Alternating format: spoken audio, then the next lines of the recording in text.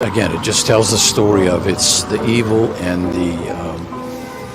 the ugliness of people's hearts these days is everywhere.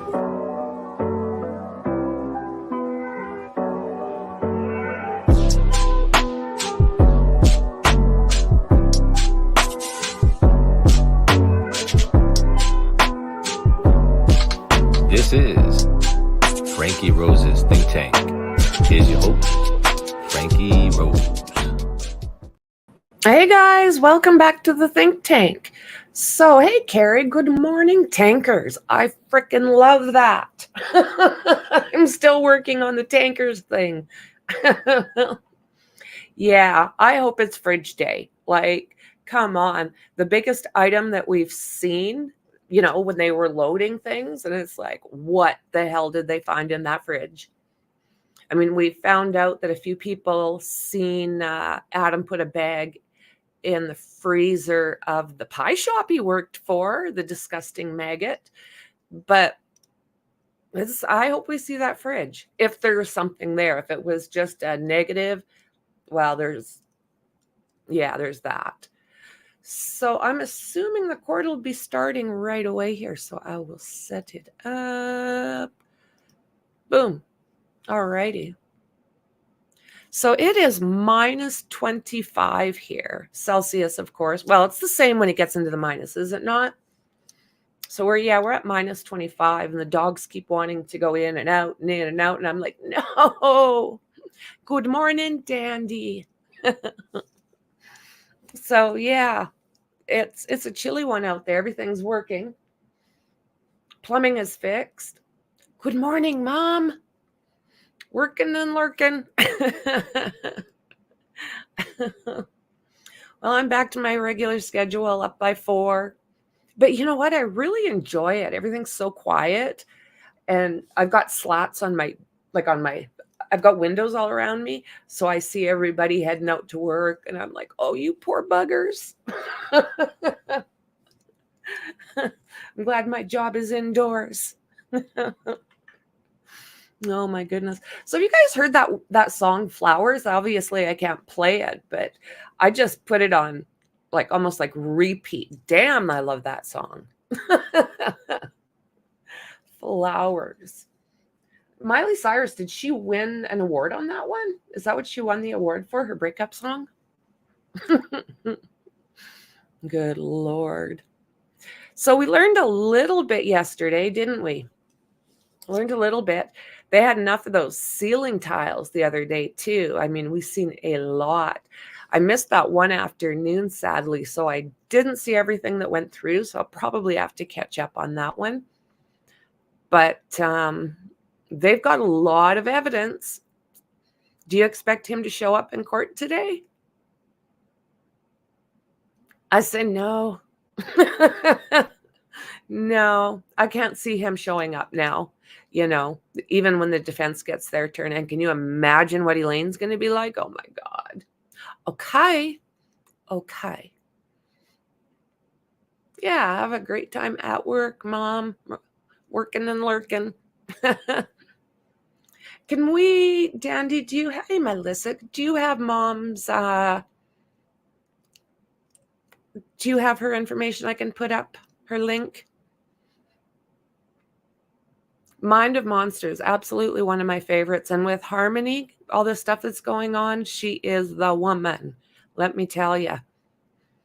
So we'll get that link, and it will be in the description. If I haven't put it in there already, it is in the description.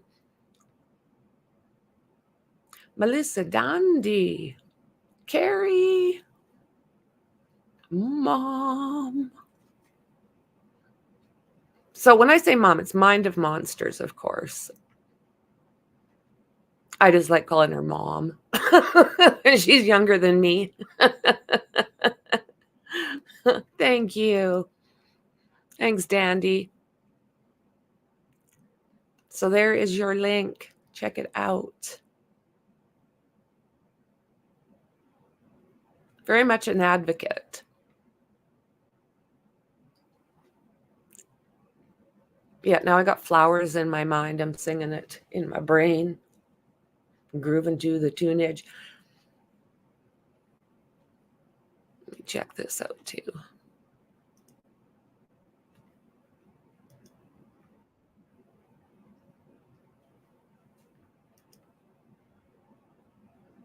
Nice. I didn't see anything on Lena yet.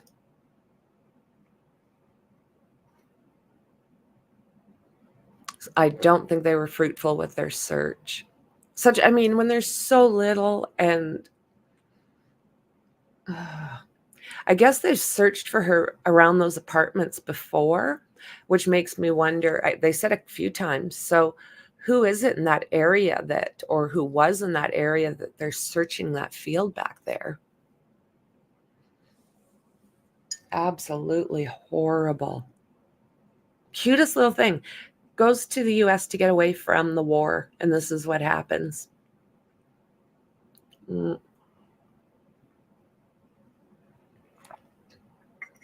Unreal. Her poor family. Thank you. That's what I thought, friend. No update yet on Lena. Still searching for her. It's so heartbreaking. I mean, she's beautiful little one. I was going to do something on the search last night, but I decided not to because there wasn't any information coming out, just that there was the search. So I thought, well, I'll leave it until we hear something. And if we get an update or what have you, I'll make sure that we get it.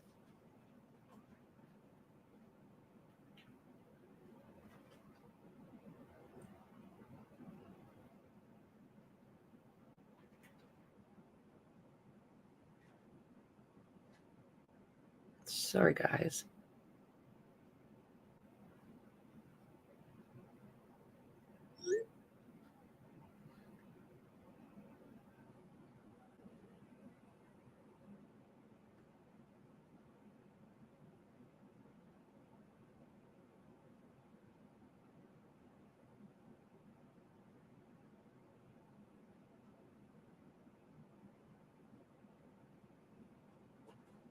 Sorry, guys.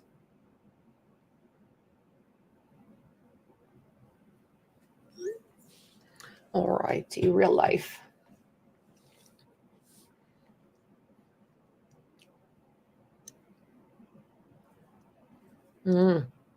Hubby, one of his co-workers was diagnosed with the big C just recently, I guess, and has passed. How sad. That damn C. I mean, it's the worst C word out there, I tell you what. I tell you what.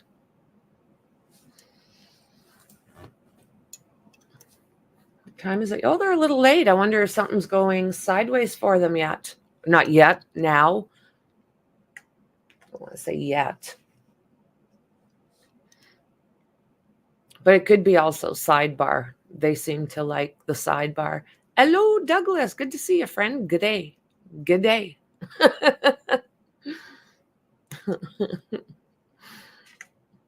What time is it where you're at now? What time is it in Australia? Middle of the night sometime? We're our Friday, so it's probably Saturday for you? That's so bizarre. You know? I wish I could just literally ask what's going to happen tomorrow.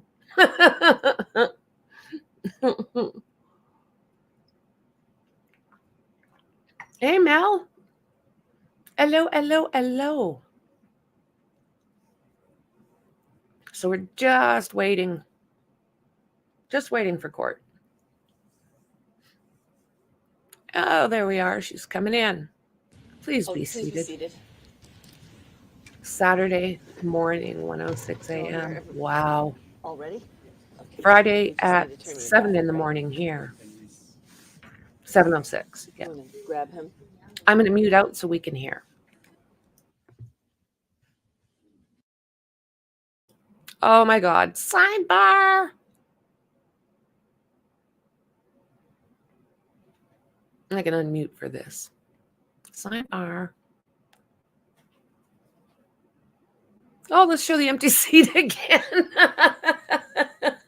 I think that's so awesome. They stare at the empty seat.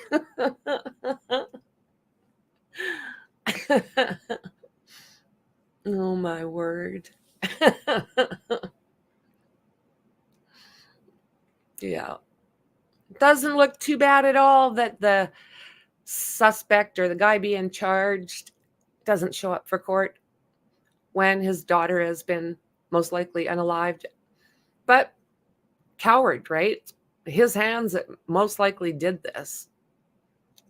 Can't face the music. I'll just sit in court and see what happens. Or I'll sit in my cell, I guess, and see what happens. Unreal. He's got to know he's going down, right? I can't see how he wouldn't expect it. Just staring at his seat. I mean, you got to think that the jury is also just staring at the seat going, Because anyone who's innocent, I am sure, would not just sit in their cell and wait for court to do its thing. I mean, you'd want to be there fighting, right? Hey, Tony, welcome, American.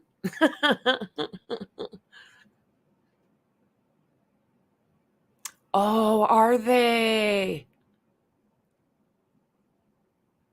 Oh. What, Douglas? Can't stay? Where are you? What are you watching? What are you watching? Shauna. Hello, hello. So what case is that? Hello, James. Hello, hello, hello. Nanu, nanu.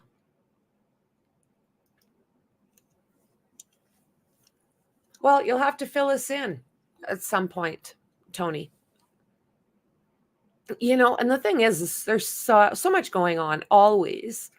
But, with this case here, a lot of us have been following Harmony since day one and pretty much have to see this, right? Oh, Sean. Oh, okay. Gotcha. Sean, it feels so bad, Tony.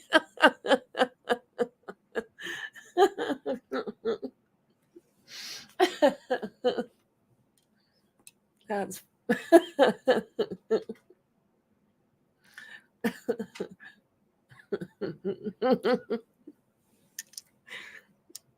oh my God. Shauna, I felt so bad for you too. Like, it's like, oh no.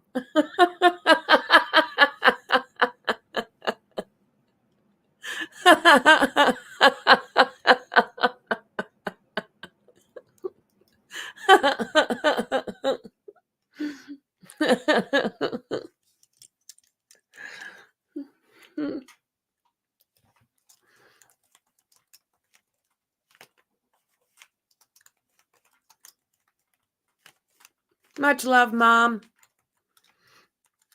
Much love.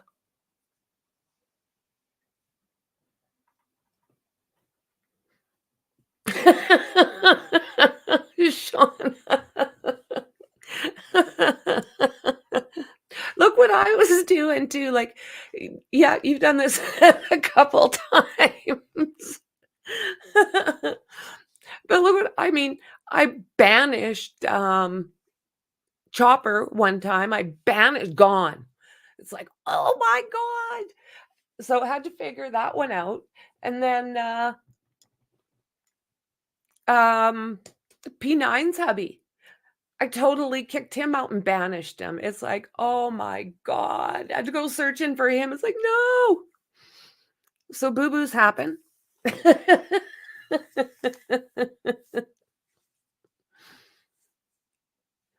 Yeah, I don't follow the political stuff, Tony. That's the only reason I'm not doing that.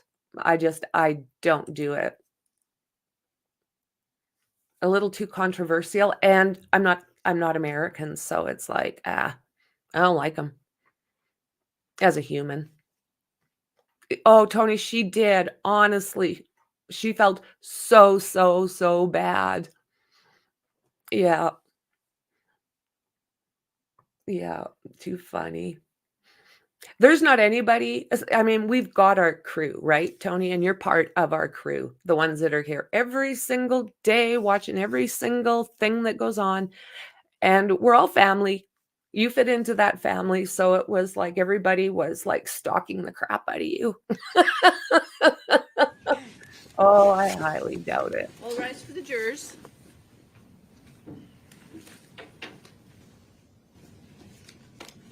I don't like any of them. I don't know what noise that is, but I'm going to mute out so we can hear the court.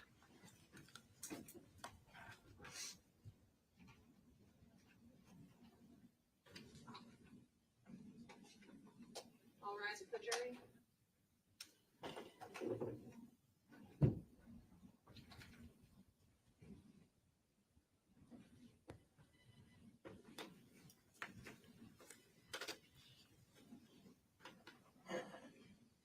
Yeah, couldn't even be.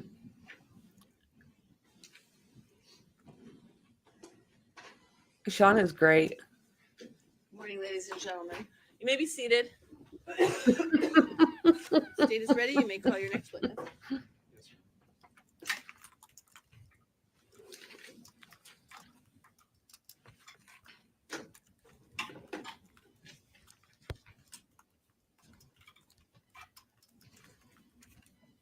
Your Honor, the state calls Travis Beach.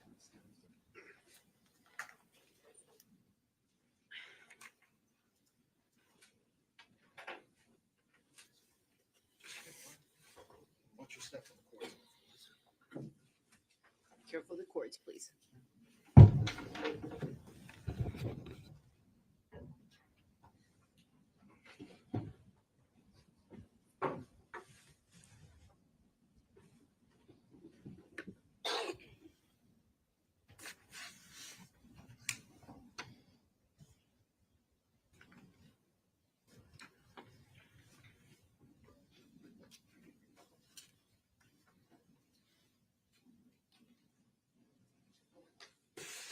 Mr. Beach, if you can stand it up again and just raise your right hand. Do you swear that the testimony that you're going to provide this jury will be the truth and the whole truth under the pains and penalties of perjury? Thank you. So you can make yourself comfortable. Have a seat. There's some water in front of you if you'd like some. And Mr. Beach, I'm just going to remind you that it's a big room and all the jurors need to hear you, so please keep your voice up, okay? Yes, ma'am. Mr. Beach, can you start by stating and spelling your full name for the record? My name is Travis Beach, Travisbeach.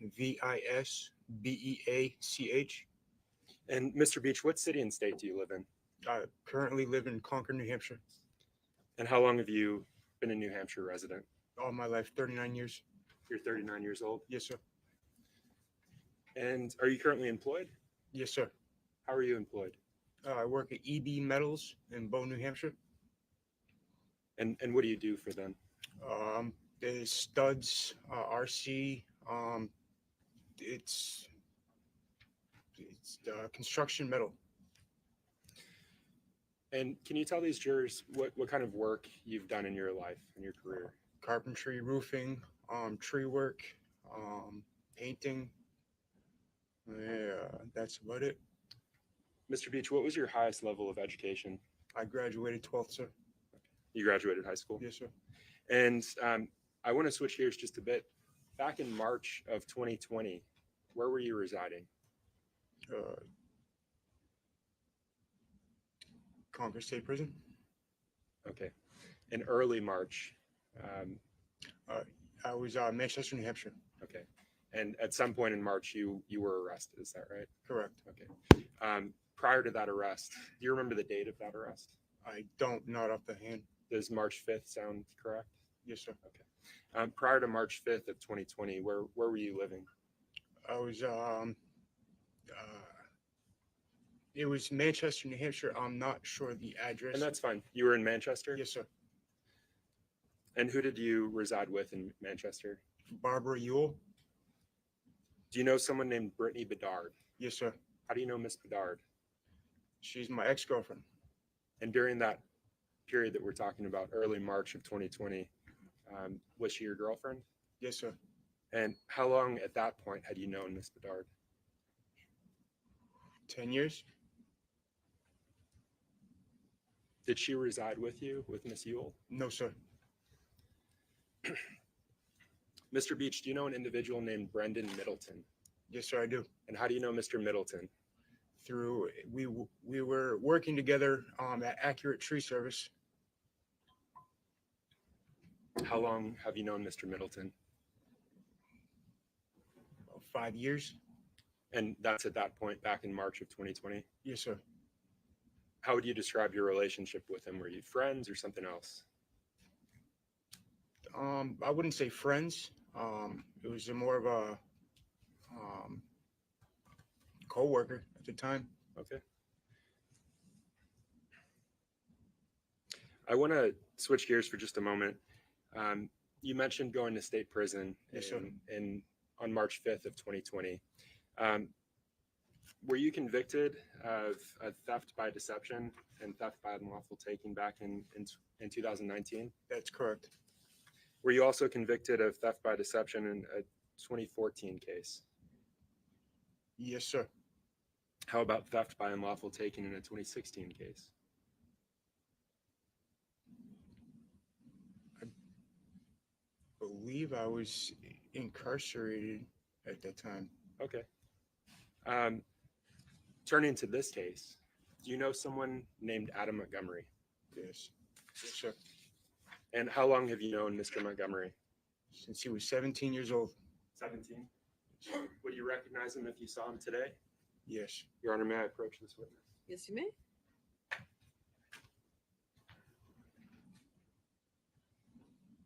Mr. Beach, I'm showing you State's Exhibit 101. Yes, Do you sir. recognize the individual depicted in this image? Yes, sir. Who do you recognize this to be? Adam Montgomery. The same Adam Montgomery you've known since you were 17? Yes, sir.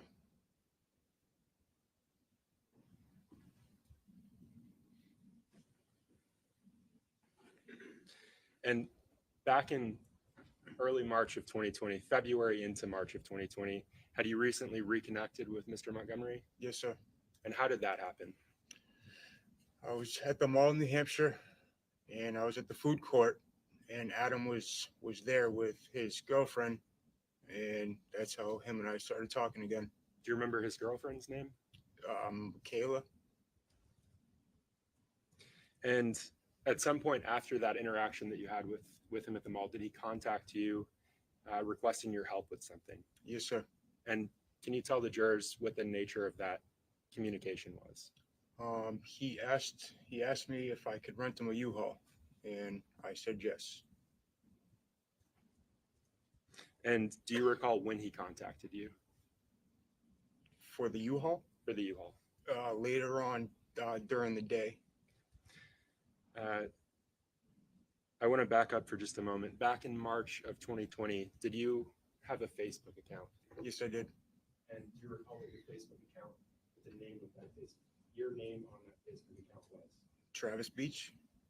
Did you have, Or were you friends with the defendant on that Facebook account? yes, sir.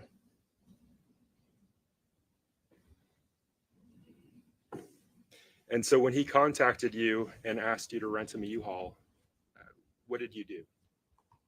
I didn't hesitate. He's a friend.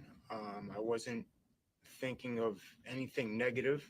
I was at his apartment. I saw everything packed up. I put one and one together, thought it was two, but it wasn't. Okay. And let me stop you there, Mr. Yes, sir. Middleton. You said you were at his apartment and you saw things packed up. Yes, sir. Do you remember where his apartment was? Union Street, I believe. And that's here in Manchester? Yes, sir. Do you remember when you were at his apartment? 2020. Were you at his apartment with Brittany Bedard, with Miss Bedard that you mentioned? Yes, sir, I was. Your Honor, may I approach the witness? Yes.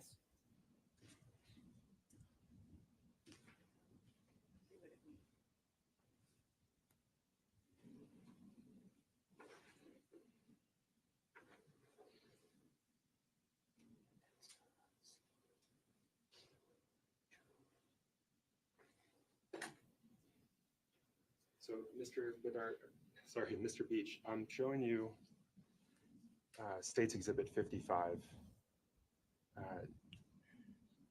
Do you recognize the individual depicted there? Adam Montgomery's son? Okay. And you mentioned that Miss Beach was with you during that interaction. Yes, sir. Does this accurately reflect your memory of his son that day that you went to that apartment? Yes, sir. Okay. And can you just read the date at the bottom of that image? Sunday, March 1st, 2020 at 6:02 p.m. So having that in mind, does that refresh your recollection as to the actual day that you went to the defendant's apartment on Union Street? Yes, sir.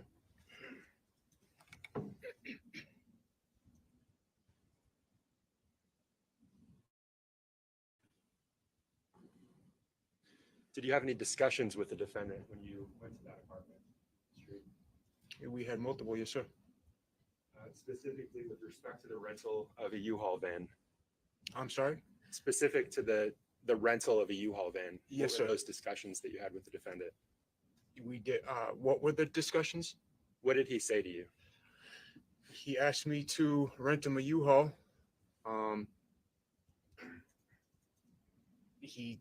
He needed to move stuff, and yeah, that's it. And you wanted to help, it sounds Yes, like. sir. Did you help him, and did you in fact help him rent a U-Haul? Not per se myself. I got somebody to rent him a U-Haul. So in aspect, yes, sir. Okay. And I want you to walk us through that. You said you got someone to rent him a U-Haul. Yes, sir.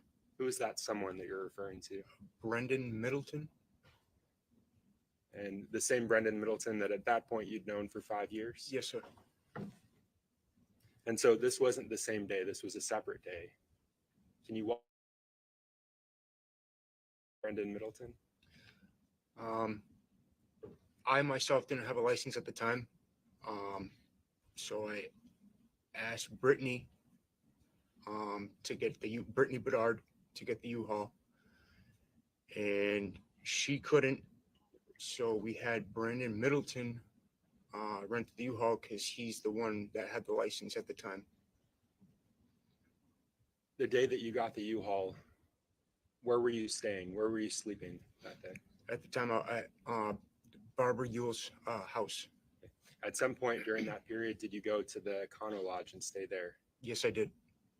Do you recall how many nights you stayed there? One night.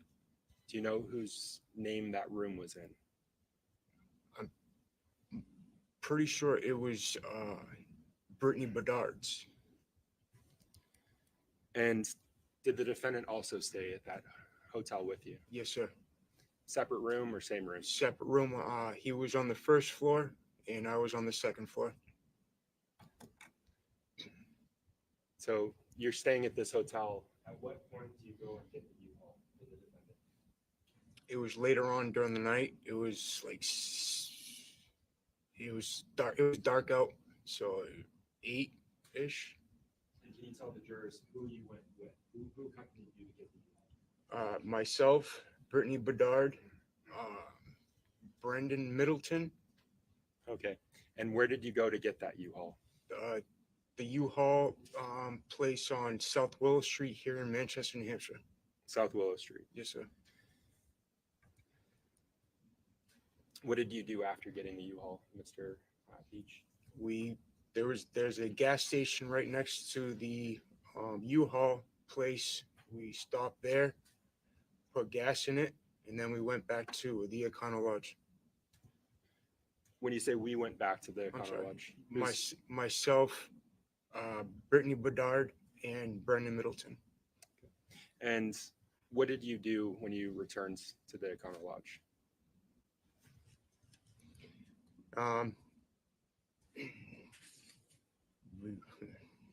We did drugs at the Econo Lodge. Yes?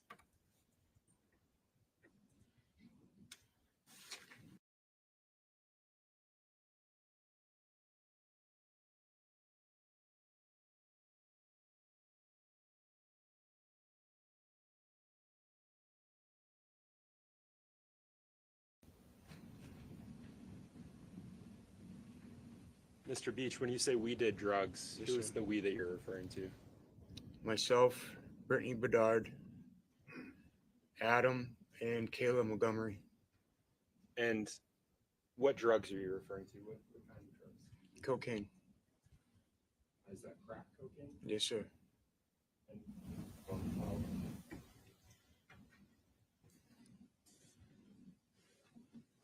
At some point during that time, while you're doing drugs, did you exchange keys? Yes, sir. Did you provide him U-Haul keys? Yes, sir. Let's talk about that interaction. Can you tell the jurors where you were when you gave him the keys and what specifically he told you? Myself and Brittany Bedard gave the keys to Adam Montgomery, which he was staying at the Econo Lodge on the first floor. After that, Adam Montgomery and myself went outside to smoke a cigarette. He was pacing back and forth. He said he effed up, and I asked him what he meant, and all he could say and repeat was he effed up. And I'm not sure. And you said he repeated that. Yes, sir. How many times did he repeat? 4 or 5 times. When you say F, did he actually say the word? Yes, sir. What did he say? Can you tell the jurors? Am I allowed to say? I fucked up. He repeated that Yes, sir. multiple I times. apologize. Okay, thank you. Yes, sir. Did you ask him to clarify? I did. And he did not. Did he say anything when you asked him to clarify? All he kept saying was that I fucked up. Where was Kayla during that conversation? Kayla was in the first floor at the Econo Lodge with Brittany.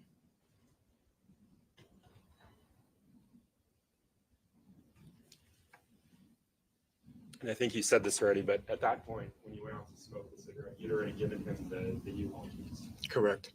At any point during your time with that at the Econo Lodge, did you see the defendant drive the U-Haul? I did not. At some point, did you go back to your own room with Miss Bedard? All right. Yes, sir. And prior to going back to your own room, had you seen him drive the U-Haul at all? No, I did not. Was the sun out when you went back to your own room, or No, sir. It was still nighttime. it was nighttime? Yes, sir. And do you know what the defendant did with the U-Haul? I don't. Did you attempt to get in touch with him the following day about the U-Haul? No, sir. Do you think seeing those your Facebook messages would refresh your recollection on that point? Yes, sir.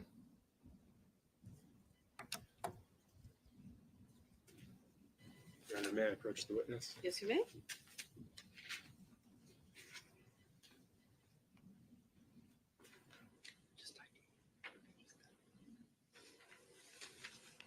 So, Mr. Beach, I'm showing you what's been marked for identification. It's Yes, State's sir. Exhibit 139. Yes, sir. Will you take a look at the second page of this document and just look up when you're done?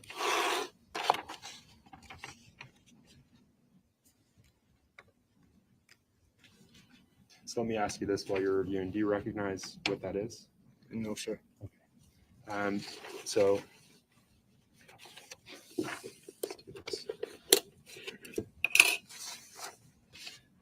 at the top of the page, does it say something there?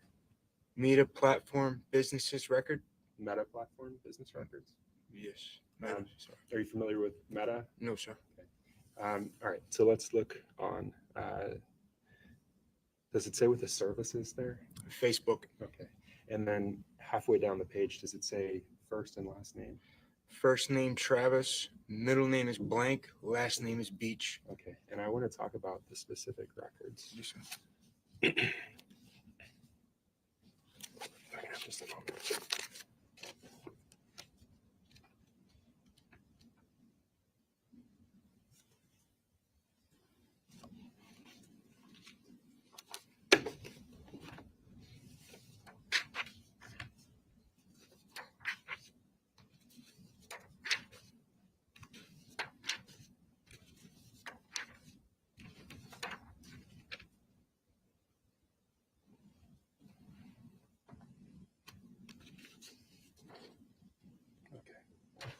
So I'm just going to ask that you review page 139, and I'm going to point you right here. If you can start there, and then this is front and back, so you just go through. Would you like me to read it out loud? Or? No, just to yourself.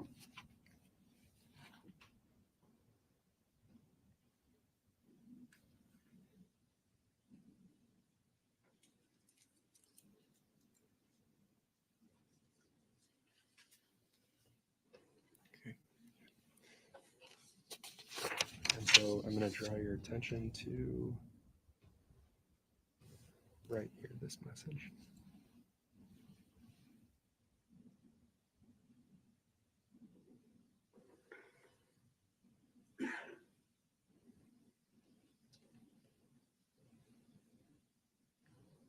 All right. So having reviewed that, does that refresh your recollection with respect to whether or not you reached out to the defendant about the U-Haul? I mean, it's right. I don't remember it, but it states right there. So yes. All right, and I'm going to hand you what's been marked for identification as States Exhibit 140. Yes, sir. And I'm just going to ask you to read that top message. Out loud. Nope, to yourself.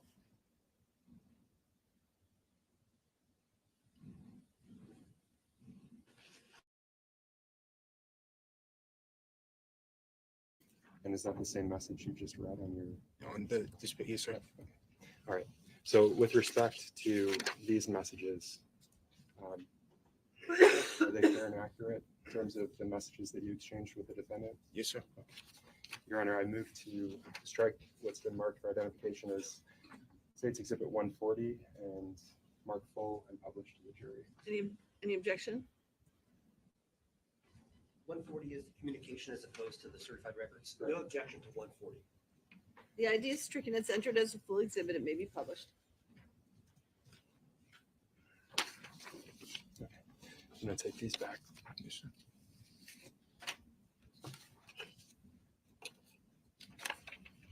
I'm going to ask that you hold on to this because we're going to go through it.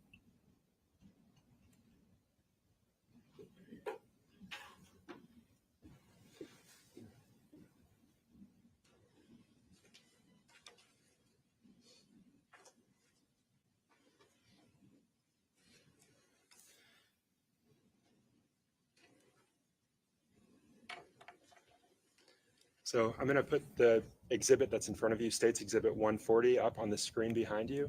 And I'm just going to ask that you look back and take a look at what's on the screen, the TV screen behind you. Other than the little red sticker at the bottom, is that the same image that you have in front of you? Yes, sir. And so you can refer to the image in front of you, but I'm just going to ask that you identify a few things.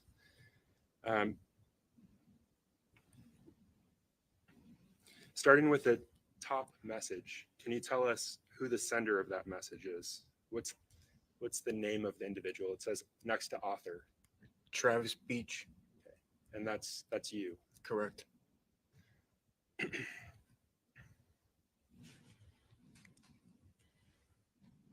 Can you tell us when that message was sent? And it's right below the author's name.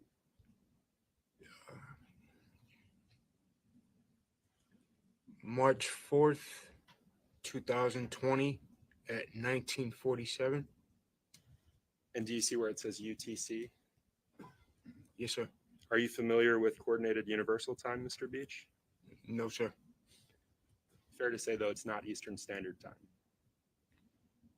Correct. Okay. And can you tell us what you wrote? The slide immediately, or the message that says body. Bro, what U-Haul did you drop it off at? Because he just got a text saying the van was supposed to be back at 2, so please let me know. WTF is going on. And after you sent that message, did you immediately send another message? Can you go to the next, where it says body? ASAP.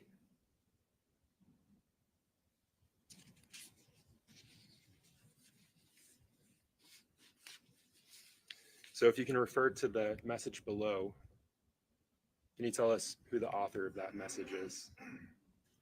Facebook.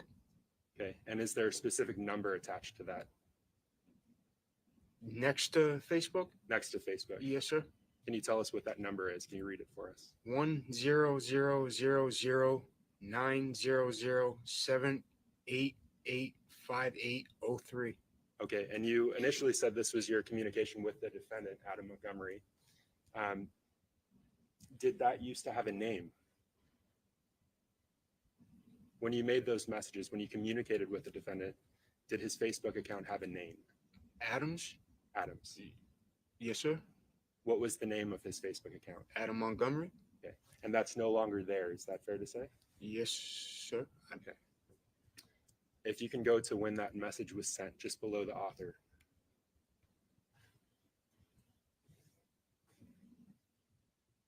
And if you can read the date and time of the response. 3/4/2020, 1947.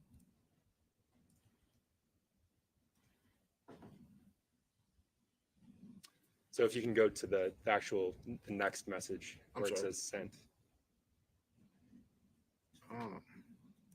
You want me to read the number again? No, not the number, the time where it says sent under the Facebook author. So the next line down from that. 000820. Okay, and what's the date associated with that time? And I have it up behind you if you need to refer to that. 3/5/2020. Okay. And if you can refer to the actual body of the message that you received from the defendant, can you read that for us? Please don't message me stuff like this on Facebook again. Okay, you've skipped one message. If you can go up to the message before that. I dropped it off on Willow, my word. All right, and let's go to the next message. If you can tell us that's also from the defendant, can you verify that? Yes, sir. Okay. And what's the time of that message? 000844. And that again is UTC. Yes, sir. And same date as the last message. Is that correct? Correct. All right, now let's go to the body of that message. If you can read that to the jurors. Please don't message me stuff like this on Facebook again.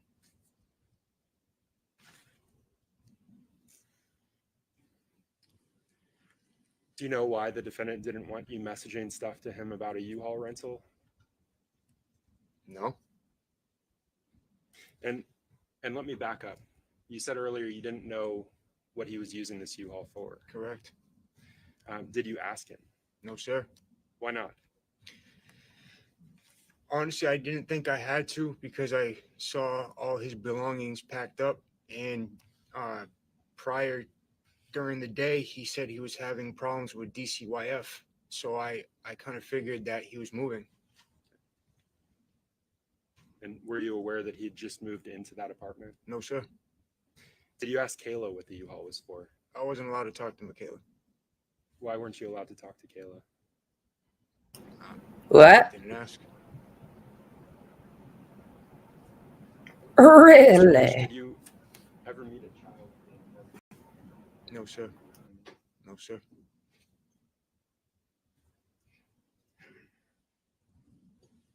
Thank you, Mr. Beach. No additional questions for you, sir.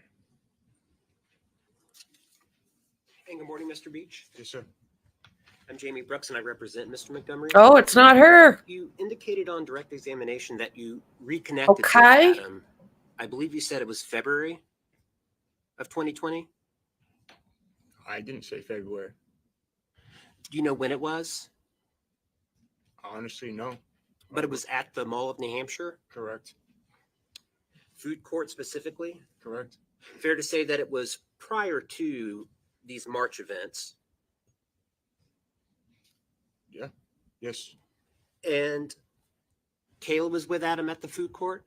Correct. Were any kids with Adam and Kayla at the food court? They're two sons. Thank you very much. Yes, sir. Your Honor, no additional questions for this witness. I'd ask that you- What? All right, any object? All right, you may step down. You are excused, sir. They're going through these guys so fast. Yes? How did that help her to? How did that help Adam for his lawyer to find out she just had 2 boys with her? It is, and they didn't even touch it yesterday.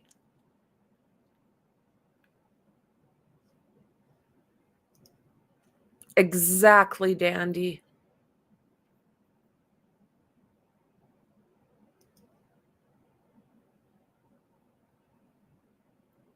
Yeah, I just love how they show that empty chair. Look who's not here again.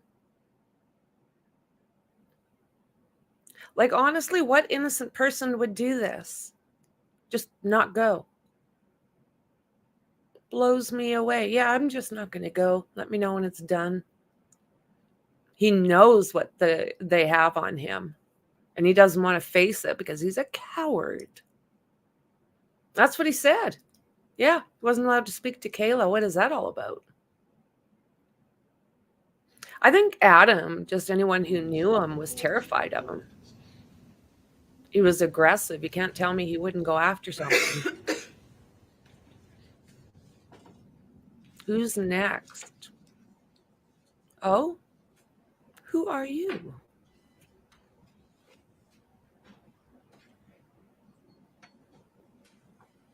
Okay. Ooh, who's this girl? Wearing runners in a suit. Ms. Hilbert. If you would please watch your step on the cords there, and if you could just remain standing when you get to the podium. Just a little bit of a back issue. We're all set. Hilbert, you go ahead and raise your right hand. You solemnly swear that the testimony that you give this jury will be the truth, the whole truth, and nothing but the truth. So help you God. Yes. Thank you. Please feel free to have a seat. And nothing but the fruit. Ms. Hilbert, as we're being recorded here today, would you please go ahead and state your full name and spell both your first and your last name for the record? Tara Hilbert, TarahHilbert. Thank you, Ms. Hilbert. Doesn't he, What though? town are you living in right now? Manchester, New Hampshire. How long have you lived in Manchester? Almost 8 years. 8 years. And where do you live? What street? Orange Street. On Orange Street? Yes. Okay. What do you do for work? Pretty much the property manager for over there. Okay. And when you say the property manager, how many buildings do you help manage? Just for that property, there's 4 buildings on that property. And then there's other properties elsewhere, but Okay. So do you help manage the other properties elsewhere as well as the 4 there? if the landlord needs help, yes. Okay. How long have you been doing that? 5 years? 4 years? 5 years? 4 or 5 years? And how far did you go in school? 10th grade. 10th grade. All right. What are some of the other things that you will do for the landlord to help out for those 4 properties or for properties elsewhere? Can you kind of describe what some of your duties are to the jury? I will help maintenance clean out apartments if they need it. Clean before tenants moving in, I will completely finish cleaning it. I'll meet with new tenants before moving in, give them keys. If anybody needs any help, have any questions, they usually come to me and I take care of it. I'm about to say, do they call you, or sometimes they usually even maybe knock on your door? Yes. Since you're right there? Yes. Do you know an individual by the name of Dennis Cloutier? Yes. Okay. How do you know him? That is our maintenance man. Big beard? Yes. All right. How long have you known him? 8 years. And with regards to the properties that you talked about you take care of, is one of those properties 644 Union Street? Yes. Mr. Cloutier, do you know whether he has done work there at 644 Union Street? Yes. If I could approach, please, Your Honor. So I'd like to go ahead and show you 2 exhibits.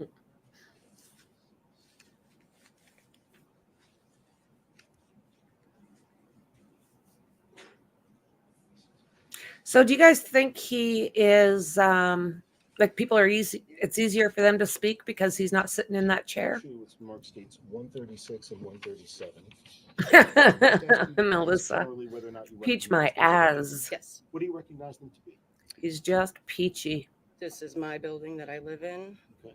This is the corner of Orange and Union, and then the other property of Union Street. All right, I see that's all on 136. And what about 137? That is my back parking lot. Okay. Back parking lot for your building. Is it also the back parking lot for 644 Union? Yes. I'm going to leave these up here with you for a moment. Specifically looking at Exhibit 136. That's what I'm thinking, P9. Exactly. Just to confirm that's the same image? Yes. All right. I think he would I intimidate went ahead them. and said that there was. Okay, Well, got just time. point out where 644 Union Street is in this, kind of the intersections. This is one of the places he was living. Adam was living. This is Union. Okay. This is 644. So that's 644. The building that's right on the corner of Orange and Union, is that also one of the ones that you manage? Okay. And what about the building just to the right? If we go that'd be west on Orange Street there. Yes. Is that also one of the properties that you manage? That's my building. That's your building. Okay. With regards to a person by the name of Adam Montgomery, do you know who that is? All right. And who's that? It was a old tenant of ours. Could you please point out what was the building that Mr. Montgomery was staying in? That one there? Right. I'd like to switch now to Exhibit 137. I've got that on the screen. I just want to confirm, if you would please, that what you're looking at on the screen matches 137 that's in front of you on the desk. Okay. And from this angle, could you please point out where Orange Street and Union Street are again, that same intersection? This is Orange Street. Mm-hmm. Way up in that Union. Hey, Chopper. So Good the, to see the you. back Hello, side of hello. that 644 Union Street, which building is that? Okay, the one looks like a porch built off the back. Well, these are three separate numbers: 640, 642, 644. Oh, okay. Those units inside those buildings, are they all accessible from the back as well as from the front? Right. And that, could you please point out the parking lot that's used by the people who live in that building? Right here. Right there. Okay. And with regards to your building, is that the building on the far left-hand side of the screen, still on this side of Orange? This one, yes. That's the one. Okay. All right. Thank you, Ms. Hilbert. Please feel free to have a seat. I appreciate that. Thank you. With regards to Adam Montgomery, you also know an individual by the name of Kayla Montgomery. I do. How did you first meet Adam Montgomery? I don't know our first interaction. I remember seeing him here and there. And then I feel like it had to do with the kids because I had a child, their children's age. Mhm. And it kind of just went from there. With regards to, you said you had a child the same age as their children's age. How many children did they have that you saw? At that time, Yes. Two. Two. Did your child and their children play together sometimes? And where would they play? in the parking lot. The same one that we see here on Exhibit 137? More at the parking lot on my side, Okay. but yeah. At the time, Adam Montgomery, what was he doing for work? Do you know? He was not working at that time that I'm aware of. Separate from that, did you ever visit him inside his apartment? No. Okay. Where would you interact with him? In the parking lot, my porch, and he was in my house a couple times. And why was he in your house a couple times? We were feeding him, Kayla, and the kids. What time of year was that? Summertime. Like a grill out or something? Yes. All right. Did he ever say anything to you about having a daughter by the name of Harmony? He did. Okay. What did he say about Harmony? Just that he had a daughter named Harmony and that he hadn't seen her in a couple of years because her mother took her back to Massachusetts. That's what he told you. Yes. And when would this have been that you had this conversation with him? What year? 2020. 2020? Yeah. Would you have conversations with him also in, let's say, to 2021 as well? With regards to Let me just say this. Did he ever say specifically where Harmony was with her mother? I want to say it was Lowell, Okay. Lowell, Mass. All right. That's your memory? Yeah. And when he was living next door, I'm sorry, not next door, but he was living in Union Street and you were over on Orange Street, right? So it's not technically next door. To me, it's next door, but yeah. Okay. All right. With regards to the residents at Union Street during the time period that he was living there, how would you describe those neighbors? Were they average? Were they quiet? Were they loud? I didn't see them the first 6 months of them living there. Oh, and by them you mean Adam and Kayla. Oh, is okay. that what we were talking about? Well, yeah. Let me revise the Sorry. question. That's all right. That's all right. That's on me for not asking a clear question. So you didn't see them for the first 6 months. Let me go with that for a minute. Yeah. All right. And how would you get into their apartment from this photo that we're looking at here? Can I stand up? Yes, if you could. So their back door is like right there. Okay. So I see you're kind of pointing to the bottom left of that stair structure on the top right-hand side of the, or top right-hand, let's say, quadrant of the image. Is that right? Would you say that's the top right area of that photo? To me, it's left, but Top left. Okay. Top left of the stairs. Okay. But overall, if I looked at the whole photo, would you say it's the top right-hand side of the photo? yes. All right. With regards to the noise, was there ever any noise complaints in those buildings From other tenants, yeah. from other tenants? Yeah. Okay. Did you ever receive one from Adam Montgomery? Not that I recall. I think everybody stayed away from him. They just stayed. Objection. Sustained. I'll rephrase the question, Ms. Hilbert. So with regards to that particular building, did you ever respond to any sort of noise complaints at that building? No. Okay. And I mean 644 Union Street, that building? No. All right. And let me ask, with regards to Adam Montgomery, did he ever tell you where they were living prior to them living at 644 Union? Yeah, they told me that they had stayed with. Sustained. Rephrase the question, please. Okay. What, if anything, did Adam tell you about the location of where he had been living prior to him coming to be with you? I knew about the FIT program they were in, and then. Did he ever say about any other residence he lived in before FIT? A car. A car. Thank you. I'd like to ask a few questions with regards to Kayla Montgomery. Did you have conversations or communicate with her as well? Yes. And I'm not going to go into the substance of what those conversations were, but what were the ways that you would communicate with each other? Sometimes through Facebook Messenger, other times on my porch, parking lot. In April of 2021, at any time, did you take Kayla away from the Union Street apartment? I did. Why? Because Adam had beat her pretty bad.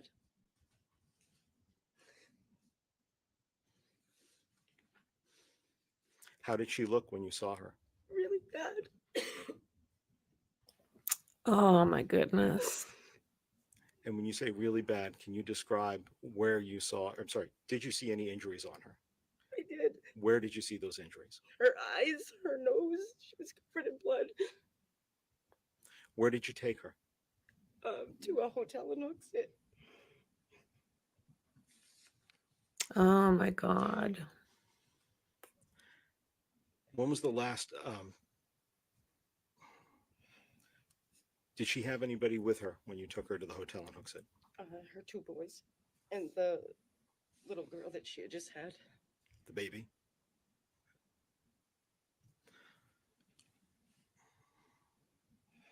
Later on, did the Montgomerys, both Adam Montgomery and Kayla Montgomery and the children, move out of that apartment? Yeah, they got evicted. Okay. Were you a part of the clean out that was done on that apartment? Was not. Who would have come in to do that clean out? Dennis. And when a clean out is done of the apartments, when you manage them and the ones that you've seen, what's the sort of work that gets done on those apartments? Pretty much just throw everything in trash bags, and I specifically put it on the outside porch, and Dennis will come pick it up with the trailer and take it to the dump.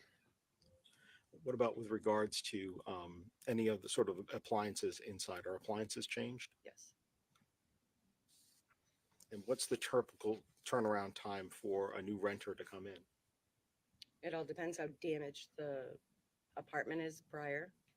Sometimes it'll take over a month to fix the damages. Once the apartment is ready to rent, usually what's the time period between that and when a new tenant would move in? I'd say a week to 2 weeks. Okay, so a week to 2 weeks assuming the apartment's okay, that's the turnover time. Yeah. Let me just have a moment, please, Your Honor.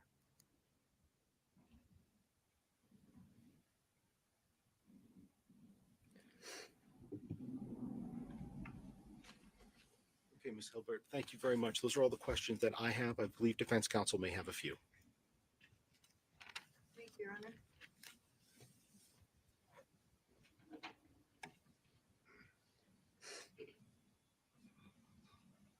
Ms. Hebert, you testified about a conversation with Adam where he indicated that Harmony was with her mother and you thought perhaps Lowell. Yes. And that conversation came up in the context of him talking about missing her, right? Oh my And, God. You sort of asked, well, where is she? Okay. And that was his Okay. answer. Yes. Now, you also talked about seeing Kayla with black eyes, Yes. and you're pretty emotional about that, right? Because you and Kayla had become very good friends.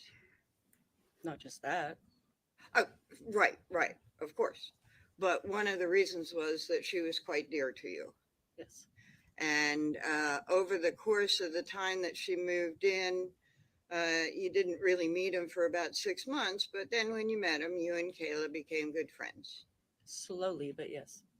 And during that, after Kayla was arrested, you contacted her in jail. Yep. And you remained good friends with her. For about a month, yeah. Okay. Thank Okay. you. Welcome. Okay.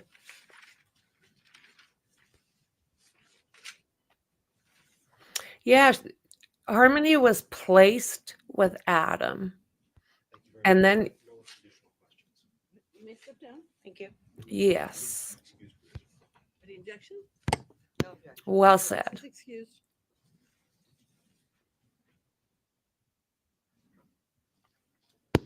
How does any of this help Adam? Stand They up on did, next Tony. witness. Thank you, Your Honor. Everybody failed Harmony. Ms. Jessica Guerra. I've got her picture here behind me. Just a beautiful, beautiful little girl. And yeah, Adam doesn't, yeah, the okay queen.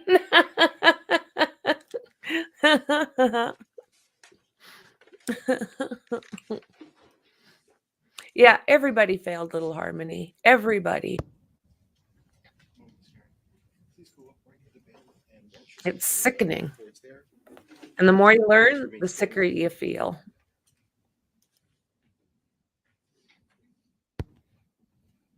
You make sure your phone is turned off. It is. Thank you, Your Honor.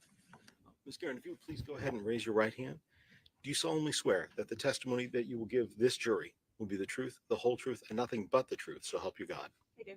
Thank you. Please feel free to have a seat.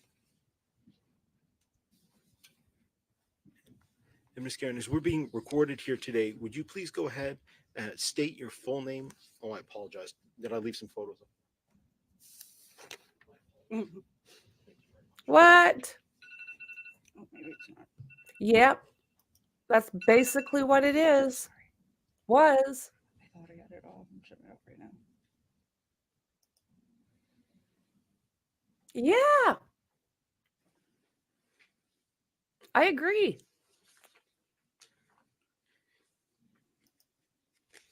Is it off or in mute? I'm sorry. I don't know. It's a new phone. I'm so sorry. Her phone. I thought Oh I my had it off all the way. God. Well, we will try to make our testimony quick, but we do need to have it in mute, please. Yep, I'm doing it. Right? I don't know how to turn off my phone. Oh my All right, word. thank you, Ms. Karen. So sorry. That's okay. If you would please go ahead, since we're being recorded here today, would you please state your full name, spell both your first and your last name for the record? Jessica Guerin, Jessica Guerin.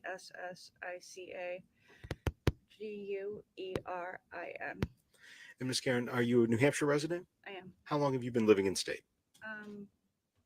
About 13 years. Well, 13 years. I'm just gonna ask, I'll ask both of you, please keep your voices up. It's a big room. All the jurors need to be able to hear you. Ms. Karen, let me ask you, you said you've been living here about 13 years? Yes. Okay. With regards to that, what city do you currently reside in? Manchester. And how long have you been living in Manchester? About a year. How far did you go in school? I'm still in school. Okay. What are you studying? Psychology. Okay. And where are you studying psychology? UNH. UNH.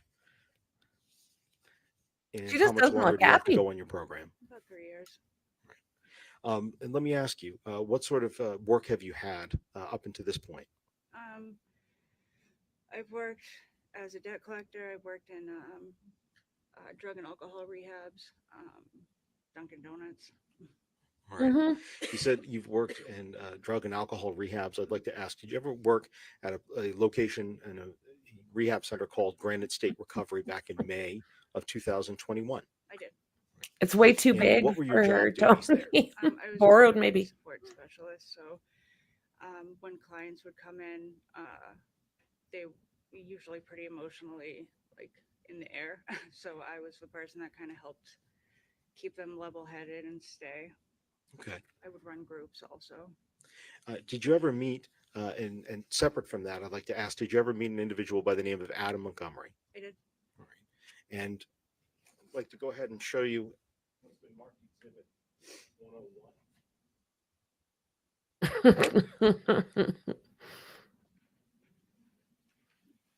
you recognize this person? Yes. And who's that? Adam Montgomery. Adam Montgomery? POS, POS. 2021? Correct.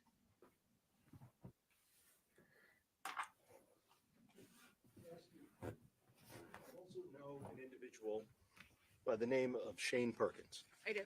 Okay. And how do you know Shane Perkins? It was somebody that I dated. That was a friend of Pretty much. Adam's. Was that back during this same time period of 2021? Correct. That's right when I met. basically, yeah. At the time, Rough where life. was Shane living? At one of the facilities. Okay. And with regards to Adam Montgomery, do you know where he was living back then? Yeah, the same house. Same house? And where was that house? What city? Auburn Street. I think it was 241 Auburn Street. Oh, right here in Manchester. Correct. All right.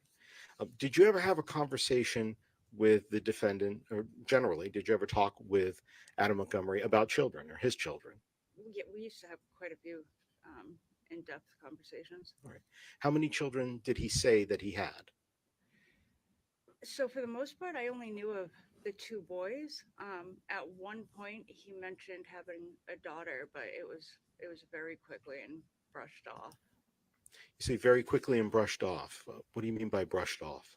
He kind of he just changed the subject as fast as he could. Okay. Do you ever remember having a specific conversation with him about his daughter? And by this, I guess I want to ask, first of all, do you remember where this conversation was, where it took place? Yeah. Actually, it was right at the corner of Union Street and Auburn Street. Okay. Dollar Deluxe, I believe. I was sitting outside. All right. And Sickening thought, right? Oh, Originally, I Lordy, was just sitting by James. myself Yeah. Waiting for Adam. And waiting for Adam? Yep. Okay.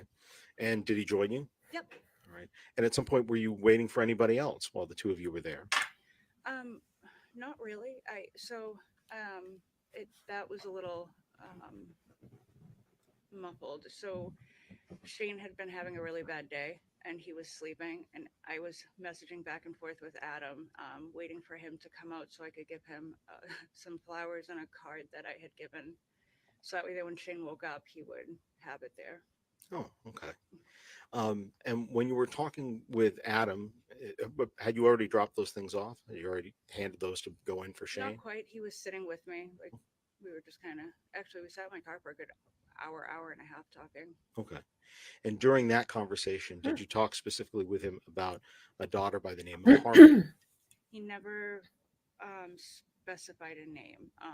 He had mentioned that he had 2 boys and a daughter, but he had dropped the daughter off at her mother's in Mass somewhere, and just kind of changed the subject as fast as possible. You said I want to make sure I got that What right. a dickwad. You said that he told you that he dropped off his daughter at her mother's in Mass, and does that mean Massachusetts? Massachusetts, yeah. All right. And then you said he quickly what? Brushed off I'm not sure exactly how it happened, but the conversation switched very rapidly. I can just have a moment, Your Honor.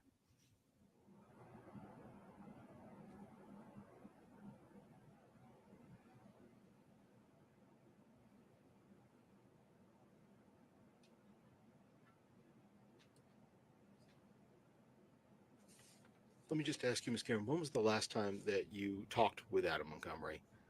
Actually, I was just looking at my messages a couple days ago I think it was like March of 21. So it's been a couple of years. Yeah. Thank you, Ms. Karen. I don't have any further questions for you. Defense counsel may have a few. Thank you. Good morning. I have no questions. You may sit down.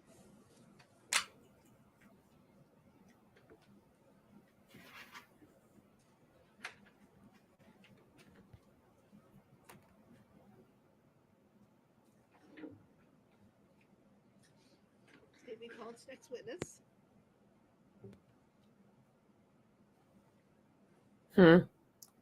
Just devastating. No.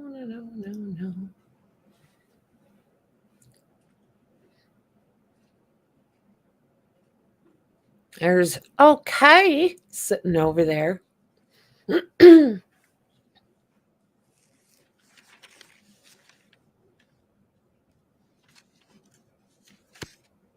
That's so sad, Dandy. Brutal. I like it when those two stand next to each other. She isn't even up to his armpit. That guy too, mind you.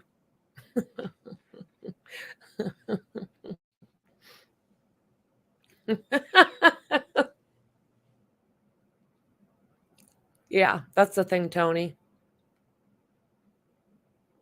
She's been placed. They will have been placed in a safe spot. Maybe some family, maybe some strangers. I'm not quite sure. Does anybody know who has custody?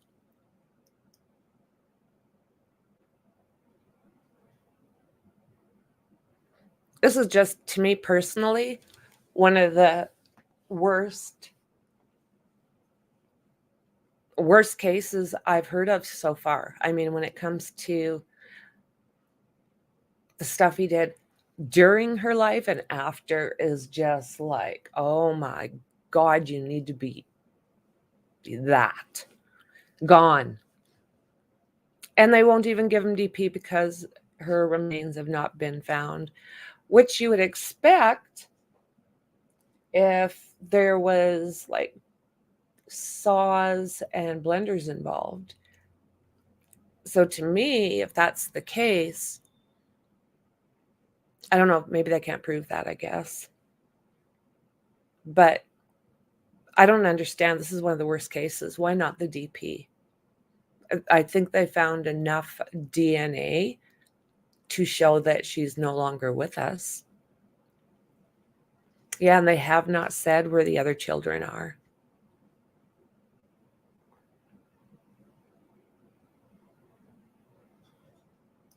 Yeah, that may not be public record unless somehow she wound up with a relative. Exactly. Witness, this is a good time for the break. It's a little bit earlier than usual, but we'll take our break now and then break time. Through lunch. Break time. Now, so why don't I give you your mid-morning break now? Don't talk to each other or anybody else. Don't do any independent research. So we didn't learn a lot, did we? Online, and we will see you hopefully in 15 minutes or so. There didn't learn a whole lot. So maybe be a little longer, but we'll get you back in here as soon as we can. All right? All rise for the jurors, please. So what happened there? I missed it because I was yapping. I really hope they didn't put them with any relatives. They needed to get out of there.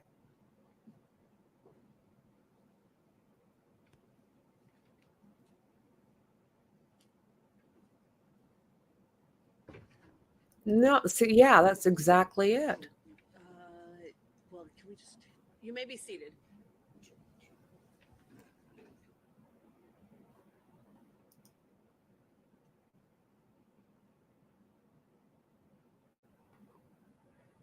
Back to the empty chair we go. Nice. Thanks, P9. You rock, my friend.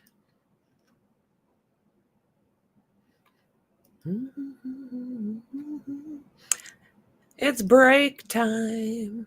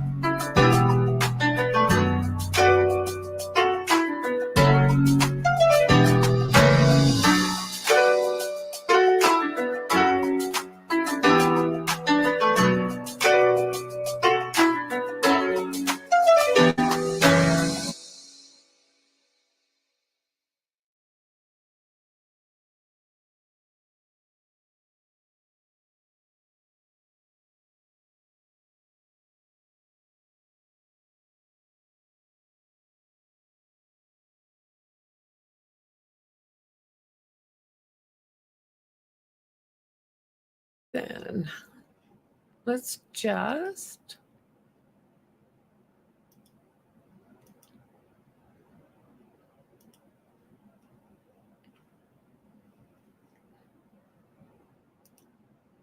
oh, okay. I don't even know how I did that.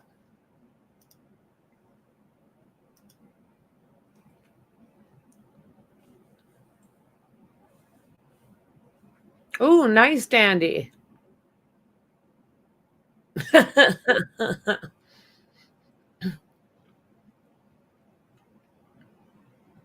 Yeah, nice trucks.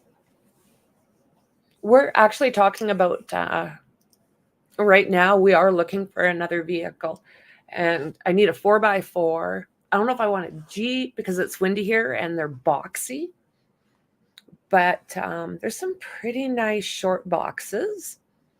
And there's some actually the SUVs. I'm usually not big on that type. They look too much like a freaking minivan. But with the dogs, you can put a big bed in there and it's easy. So, yeah, I don't know what we're going to end up with. I sold my Mustang. It was like awesome for these roads because you know what the mountain roads are like and just a blast. So we sold the Mustang and our Harley and got a great big truck and my Durango. The Harley was actually fairly awesome to bomb around on out here. Like I said, the roads, but there's so much wind and not as enjoyable as you would think. It's better spots, get rid of that wind. And my Mustang, well, that was, oh, I was in love with that car, but it's seasonal, right? So, yeah, we got this truck that we're probably going to get rid of. And yeah, look for something else. And he can take the Durango and I'll drive whatever we get. Oh, hang on here.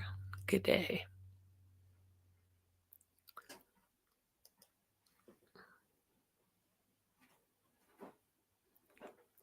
What did I miss? What did you just share? Who is the document for?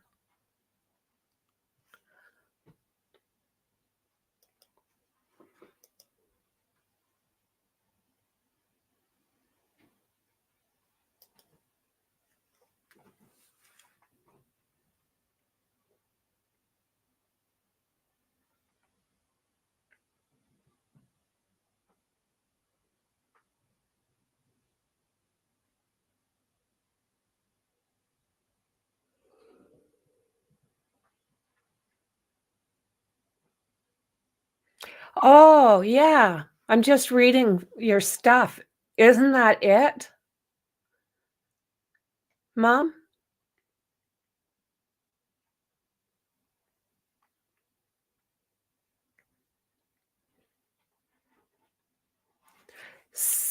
It does get in the way.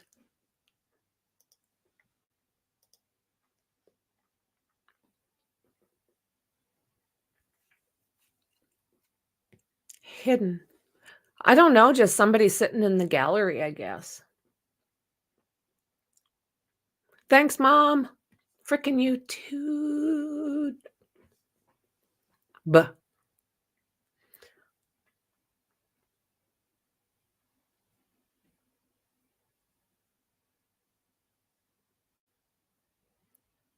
What did you just share?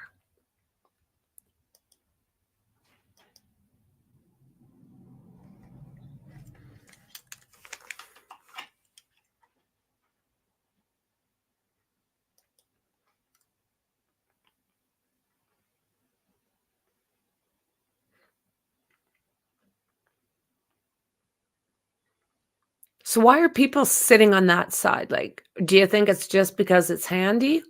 Or do you actually think they're there for that bastard?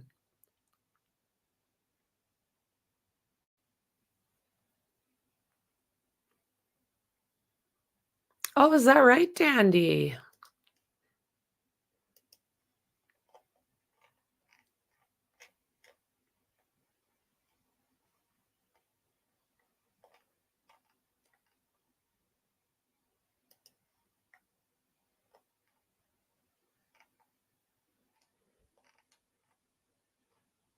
I can't find it.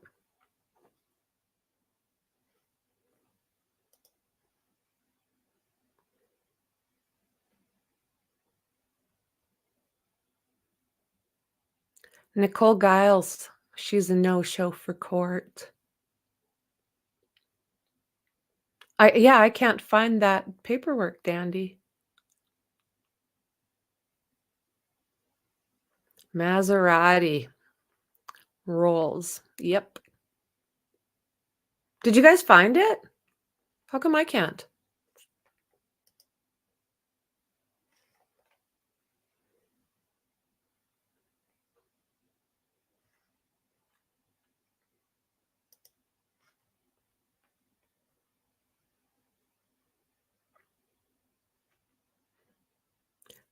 In Mom's Discord? I have to figure out. I don't know how to get to all these other places. I'm not being rude when I don't show up. I don't know how to get there.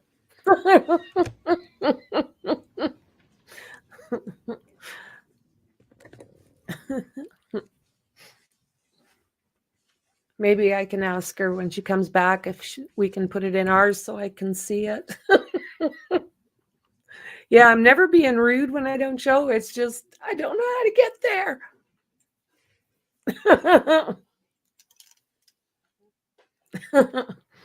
Yeah. Come on, zoom in on that empty chair again. It's in Mom's room. Attorney Smith is still doing her review that you had asked her to do.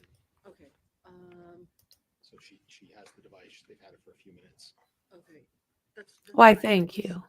I just wanted to be in here so that if the witness comes up and is in, I would get some of you anyway, so that I could address her. She could be on the stand. I can stay in. Right, so what about we can stay, Your Honor, for that.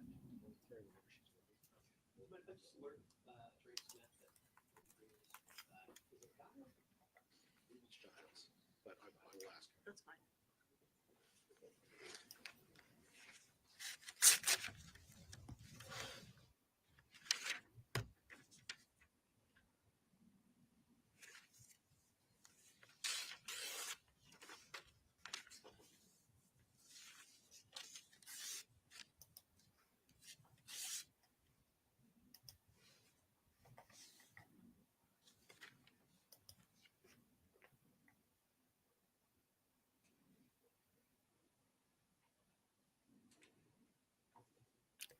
What?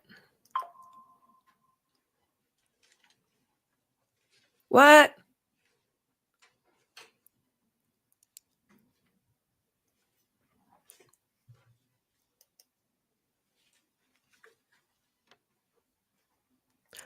Good question, James. Okay. Counsel, just approach for a minute. Thank you. Thank you very much, Dandy. Oh, and Twitter. Okay. Thanks, Mom. Got it. Got it, got it, got it. You guys rock. I appreciate you very, very much. I really do. When I say that, I'm not just saying it, I mean it. So, 2 FDNY fire chiefs.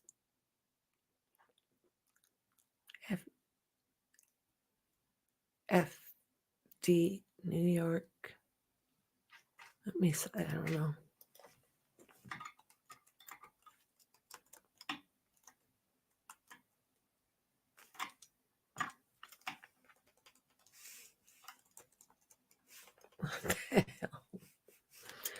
Ooh. 17 hours ago, FBI searches FDNY chief's homes in corruption probe. Over 100,000 homes raided.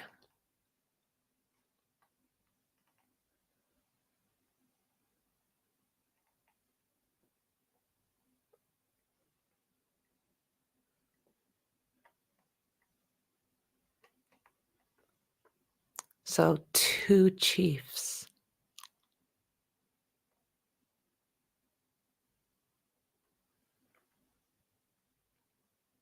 Searches homes of fire department chiefs in corruption.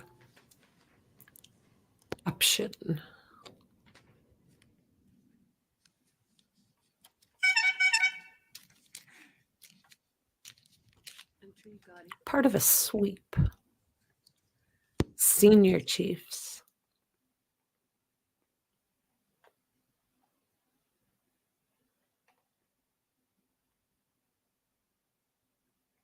Well, there you go. Isn't that something?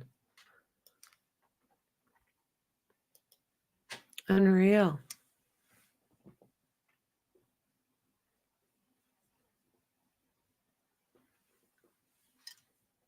What's happening? What did I miss?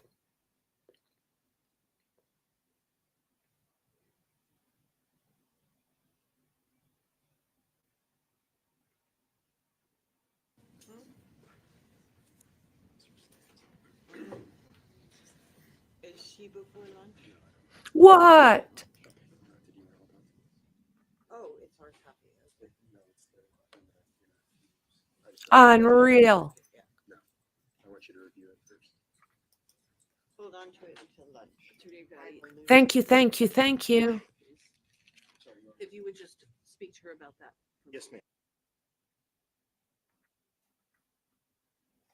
You guys are awesome. She mad? Look at that. Look at her. With regards to today, it's expected. Look at her. Whoa.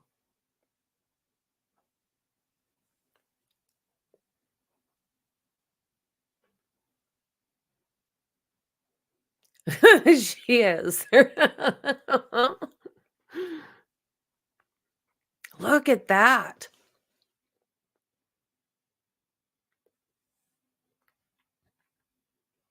That guy's tall.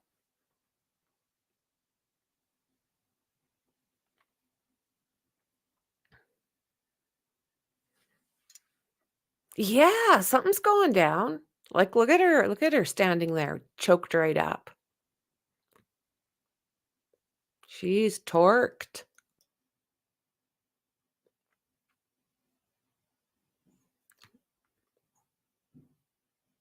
Look at that.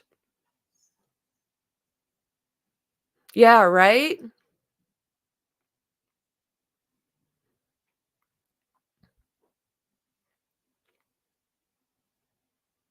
Whoa.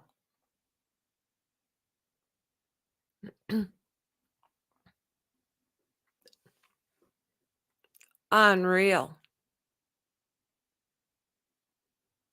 Do we know who she is?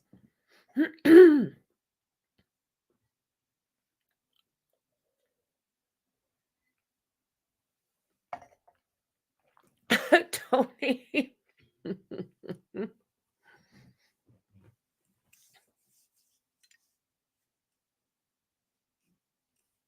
Oh, seriously, James?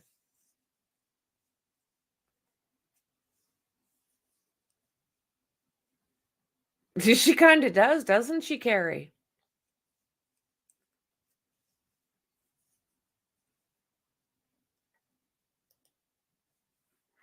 She, right?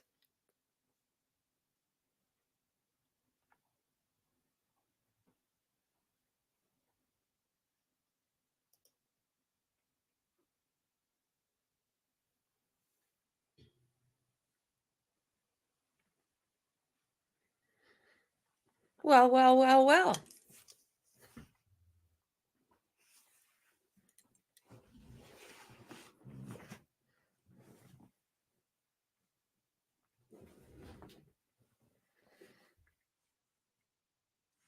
I wonder what's up her butt.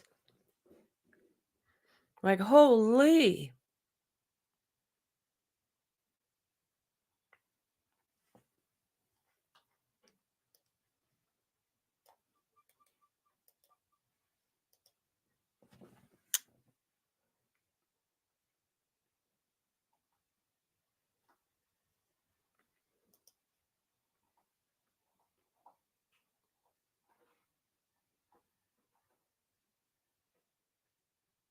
Yes, P9. Oh my God. I mean, he jumped over. Unreal. Unreal. Yeah, she's acting like she owns the place. So if they want her, say she pleads the fifth, I don't know how this works. Can she be held in contempt for any reason for not talking, or does she just say I'm going to plead the fifth and she storms out?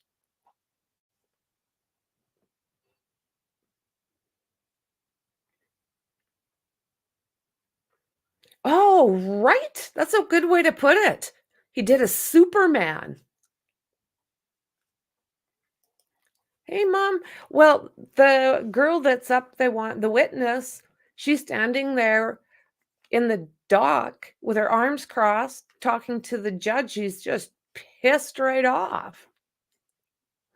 It's like, what? That's what I'm wondering. Oh, she can't. Okay. Okay. They can't demand that they speak. Okay. Oh, is that right, Tony?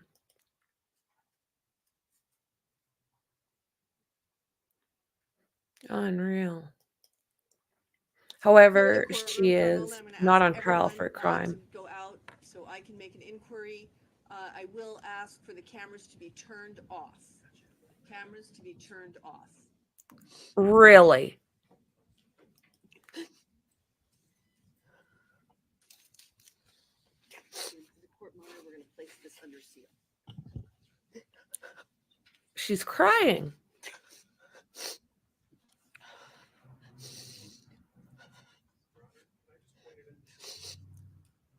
I want no audio or video on right now. Uh-huh. Okay.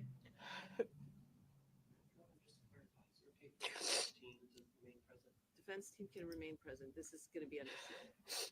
And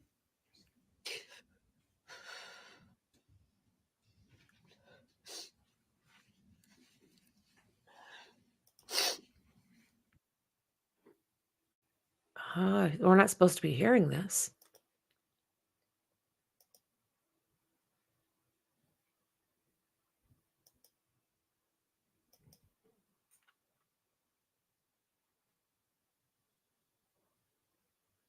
Something's like off here.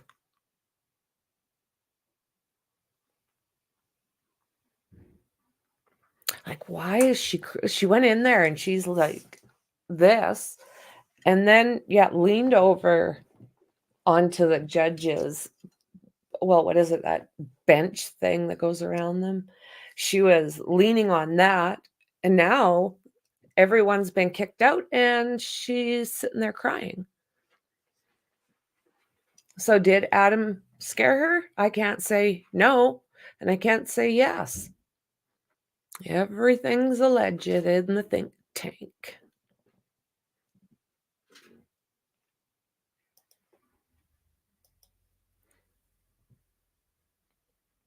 Right, that's what I think too. Nothing going on other than her entering a room, so it has to do with her.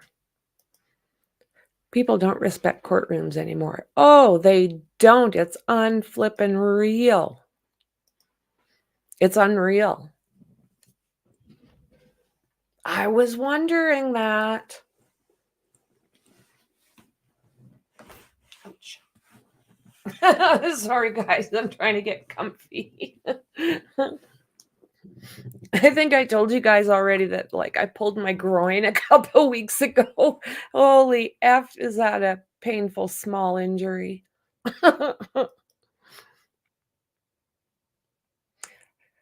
You know, and that just really would not surprise me. It sounds like she was going to talk, but then it was going to have to be like under seal.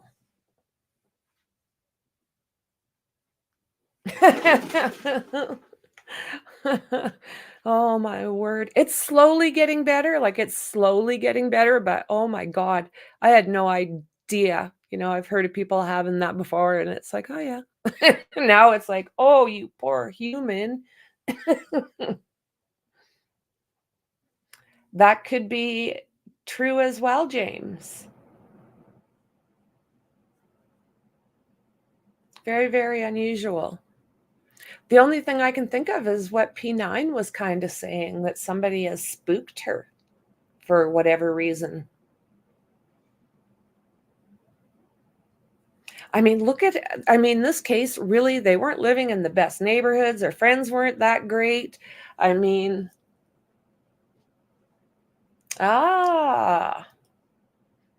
she can just plead the fifth, but seriously, if I were on the stand, I definitely would have an attorney involved. That's true too. That could be it as well. That could be it. Like, look at some of the characters that we've met, been introduced to via the lovely internet. But yeah, not really the best people, are they? So if there was more as aggressive as Adam, it could be spooky out there still. Yeah. Terrible case to be involved with. That's, yeah, you betcha. Mexi. It's Friday. It's Friday. Good morning, my friend.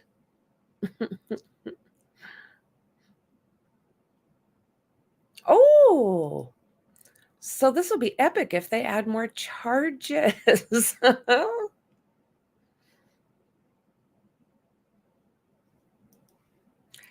If they find out she was threatened on behalf of this, no jury, no show guy can get charged with. Oh, okay. Okay. Something's off, right? Leave the room, turn off your cameras, turn off your audio.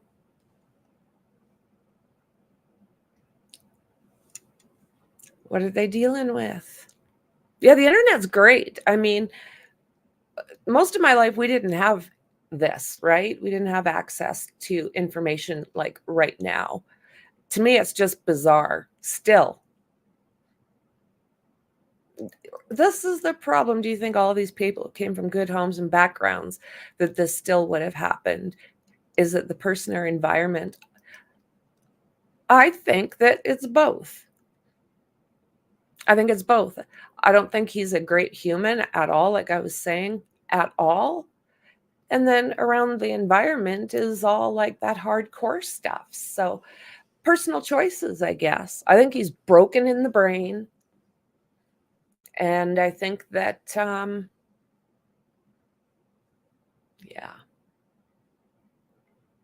I think he's broken in the brain.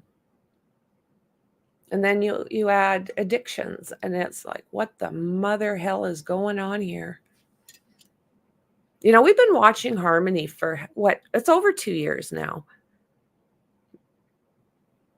And all that time, everybody's been looking at Adam. So to see him getting justice, I can't see how they wouldn't, but to see them getting justice, the families, everyone who loved Harmony, we want to see this guy go down. And I know he's not showing up and he thinks he's, maybe in his favor, but honestly, it's giving people more comfort to speak.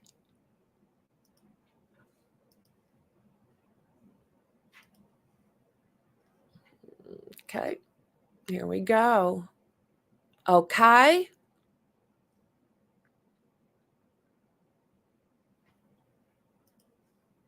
They're muted, not us. Oh, there you go. Yes, Mexi's having a movie night.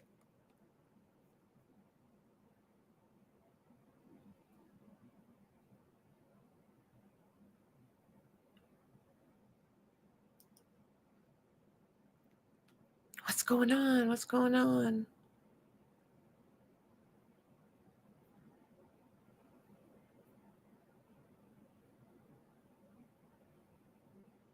It was important for us to take up some additional matters. We're now ready to resume testimony. Attorney Agati, whenever you are ready. Thank you, Your Honor. Ms. Giles, would you please stand? And please raise your right hand. Do you solemnly swear the testimony you will give this jury will be the truth, the whole truth, and nothing but the truth? So help you God. Yes. Thank you. Please feel free to have a seat. They just don't want to show her now? Giles, Interesting. we are being recorded here today. Would you please state your full name and spell your first and your last name for the record? Nicole Marie Giles, Nicolegiles. And Ms. Giles, how far did you go in school? 11th grade. 11th grade. I know that you've got difficulties with regards to being here today. I just want to thank you on behalf of everyone here in the courthouse for being able to testify for us. I'd like to ask, at one point in January to July of 2020, were you living at 177 Lake Avenue, the Families in Transition or FIT shelter in Manchester? Yes. Okay. And what was your room number that you were staying in? I think 8. 8. Okay. I believe. While you were there, did you meet any individual by the name of Adam Montgomery? Yes. Okay. And where was Adam Montgomery living in the building when you were there? Room 1. Room 1. And who was he living with? Kayla, Declan, and Seamus. Okay. And Declan and Seamus, were those his children? Yes. Thank you. Do you know where he was working at the time? Did he ever tell you where he was working? Yes. Where did he say he was working? Portland Pie. Did you ever visit him down there? Yes. The rooms in your room, room 8, and their room, room 1, could you describe those rooms for the jury who may not have seen them? What do those rooms look like? They're like bunk beds. I know it's more or less like a hotel room, but you just have 2 bunk beds in there. You have your own bathroom, and it's shared living space. Are you allowed to change the furniture while you're living there? They ask you not to. And what about the orientation of the furniture, where it is in the room? You have 1 bed on one side of the room, 1 bed on the other side of the room. There's a door in the like when you walk in. Then you have a window that has bars on it, so kids don't fall out, and a bathroom with a tub and toilet and sink. Okay. How often did you talk with Montgomery or Kayla Montgomery? How often? Daily. Daily? Yep.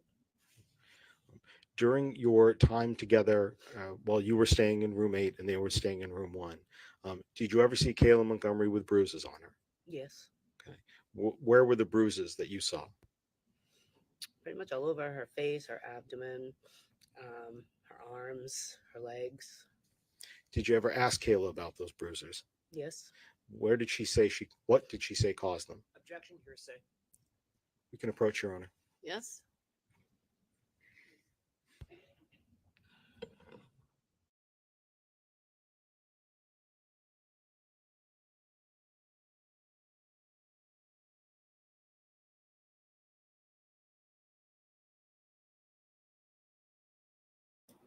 Hey, Mexi, I sent you like a message in Discord.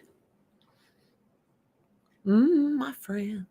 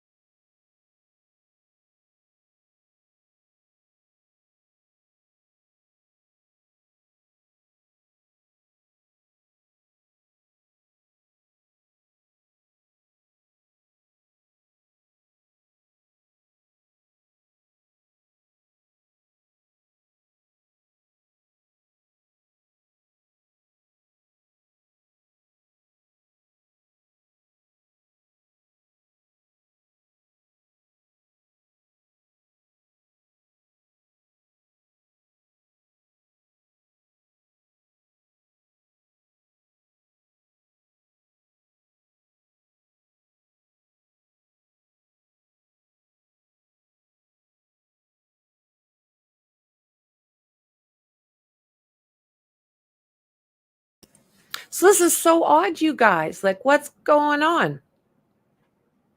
What is she afraid of? Who is she afraid of? Why another one of their delay?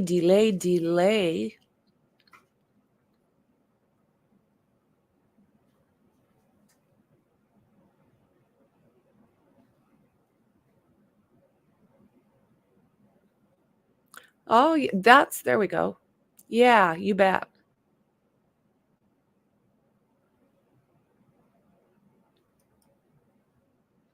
Very good question. Very, very good question.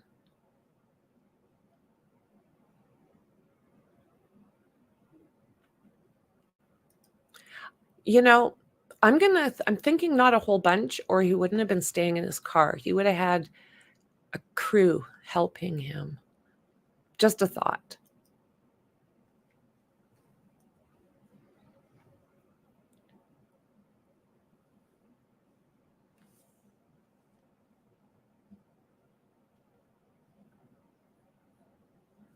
But it is very, very bizarre that, I mean, seen her. They'll probably edit that out, right?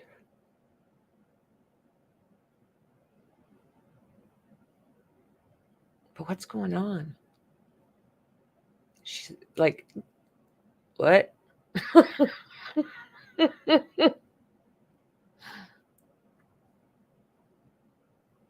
What? On. Yeah, that could be too. Thank you, Ms. Giles. I apologize Well for the said. interruption. I'd like to ask you, could you describe what you saw, Kayla. You said there were bruises in different parts of her body. Could you describe what you saw? What color were the bruises? Sometimes purple, sometimes yellow. Um, Depends on how soon I seen them. And what were the size of those bruises that you saw? Some were small, like handprint, fingerprints. Others were like this. God bless you.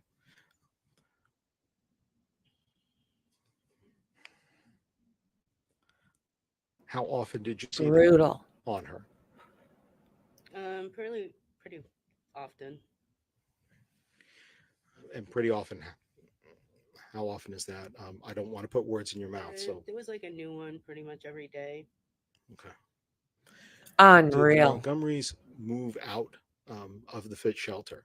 Yes, Um, did you do anything to help them in that move? yes. And what did you do? I helped them move out with their belongings. And how did you help them move out?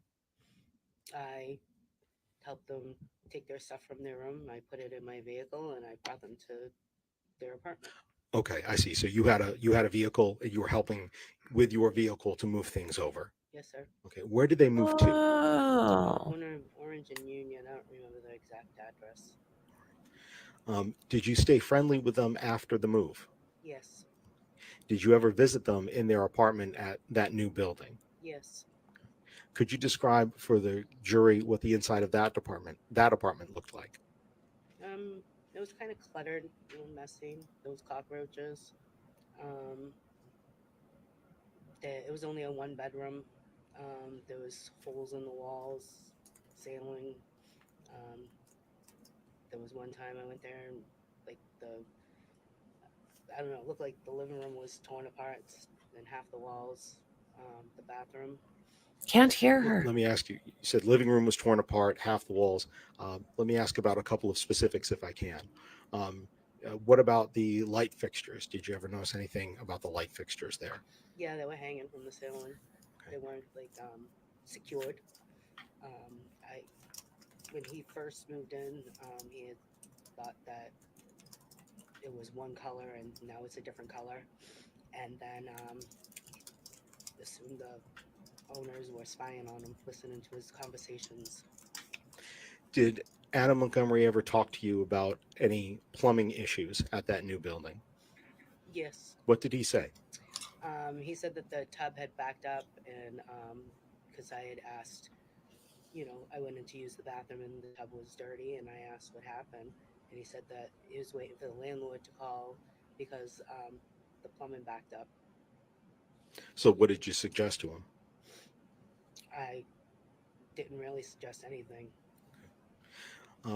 Separate from time there at that location, are you aware whether or not Adam and Kayla were ever over at the O'Connell Lodge staying there while they still had the Union Street apartment?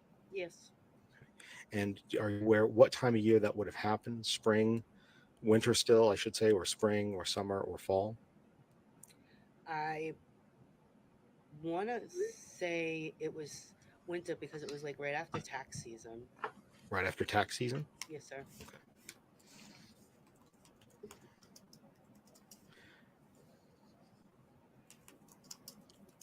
Just a moment, please, Your Honor. Yes.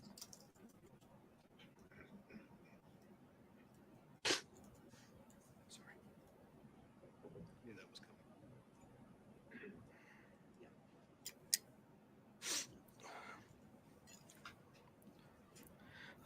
When you were interacting and talking with Adam Montgomery, what behavior, if any, did you ever see about him believing that somebody was recording him or listening to him? He actually thought that quite often. And did you see him do anything as a result of this? Any actions that he would take? He was just like, I don't know, he would ask if I thought it was true, or like, look, the number 5 bus keeps going by. They go by like 5 times. I was just going by the shelter. I'm like, that's the route, I believe. I think it was a 5 or 6. One of those two. I'm not exactly sure. But it drives straight down Lake Ave to go downtown. And he just thought it was following him.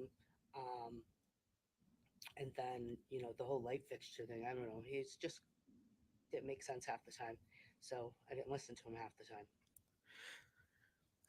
At any point when you described before that you had seen these bruises on Kayla Montgomery, at any point did you offer for her to get her out of that relationship?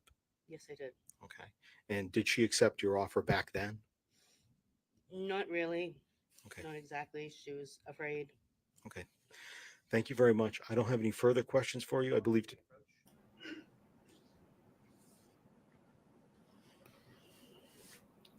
Okay.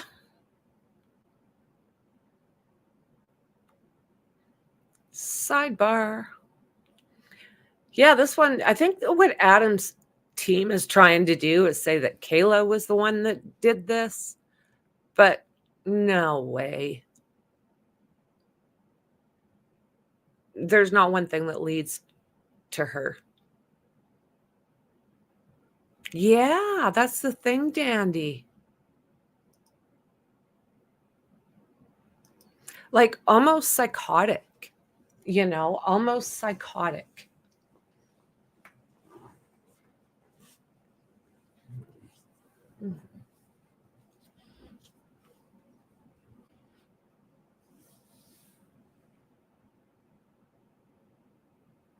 I'm not a doctor, but that's what he seems to me like.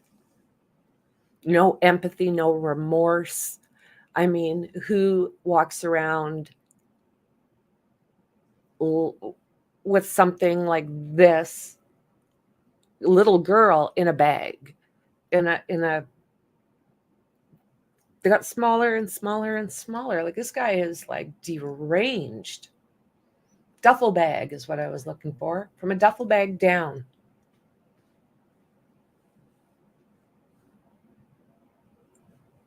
How do you do that? And we've been talking about the electric stuff that it sounds like was involved.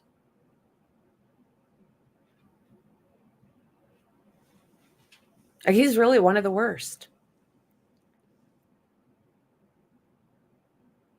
In my personal opinion.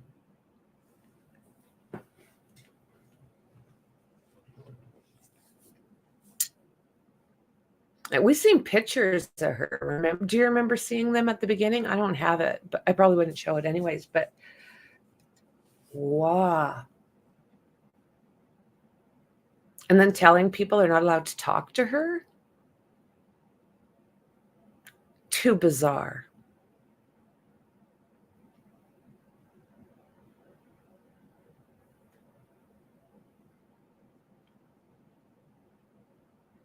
They're not liking this witness. I think they just are trying to limit anything that can come out from her.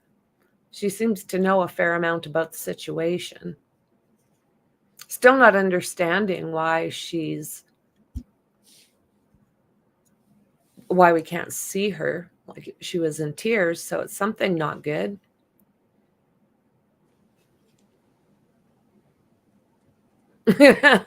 Bends down. Ms. Giles, I apologize. I just have one other question. I'd asked you before about the bruises that you saw at FIT, and I just want to ask you, what did Kayla say caused those bruises that you saw at FIT? Originally, she would say she fell, or Seamus threw a toy. Declan hit her with a bottle. Okay. Did she ever say anything about Adam causing those bruises? Not till we were alone. I'm sorry? Not until we were alone. And what did she say when you were alone? She would say that Adam was doing it and she's afraid and she needs to get out of there, but she's afraid to leave. Thank you very much, Ms. Giles. Your Honor, I understand that limiting instruction is appropriate. We would ask it be given at this time. Okay.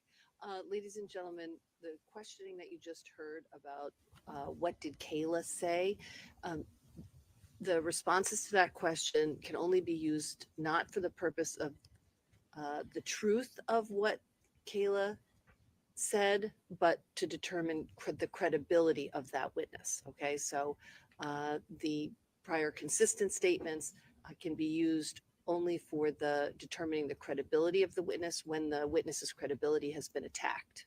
Okay, so not for the truth, but for assessing credibility. All right. All right. It is still morning. Good morning, Miss Giles. Good morning. My name is Jamie Brooks, and I represent Adam Montgomery. I'll be asking you a few questions as well. Look at all I that just stuff want to back begin there. by clarifying your testimony today. Mhm. You are saying that when you were at the shelter at FIT in January and February of 2020, Mhm. you observed bruises on Kayla Montgomery. Yes, sir. When you talked to her in private, she said that those bruises you observed were from Adam. Yes, sir. Miss Giles, do you recall being interviewed by a Detective Dunleavy? Yep. This interview by Detective Dunleavy was in June of 2022, Yes. 1.5 years ago, actually more than 1.5 years ago. Mhm. And I apologize. We're making a record, so we do need to have like a kind of like a yes or no as opposed to an mm-hmm. Okay. Thank you so much. This interview conducted by Detective Dunleavy in June of 2022 was at the police department. Okay. I don't remember. You do not remember where it was? No, he's come to my house a couple of times. He came to, my house a couple of times. And I know I did go to the police station once, I believe. I don't remember when. Do you remember there being an interview specifically that was recorded? Sure. Yeah. It was at when we were at the police station. I think he did one at my kitchen table twice or something like that. Okay. What I'm wanting to focus on is the interview that took place at the police department. Okay. And you do recall having an interview at the police department? Yeah, I don't remember what his questions or anything like that. You don't remember what it was about? I know what it was about. It was about Adam, but I don't remember all the questions. It was over a year ago. I'm lucky if I remember what I had for dinner last night. Ipes. This interview was conducted by not only Detective Dunleavy, but also Detective Rayhill. Do you remember that? There was some other guy in there. I don't know who it was. And when you were She's there for not this being interview, helpful. you knew that it was about Harmony Montgomery. Yes. And you wanted to do everything you could to help, right? Right. You knew that it was being recorded, right? Yes. You knew that Adam had already been arrested at this point for second-degree assault. I believe so, yeah. Harmony's disappearance was already in the media at this point. Okay. By okay, do you mean yes? I don't pay attention to the news. I don't have cable. There you go. She's not helping them one little bit. But you do recall that this interview was regarding Harmony Montgomery. Yes. That's all. And the police were asking you questions. Right. Yep. You wanted to answer those questions correctly. Snarky. I'm sorry, I did not hear that. Yes. You wanted to tell them everything that you knew. I didn't know nothing.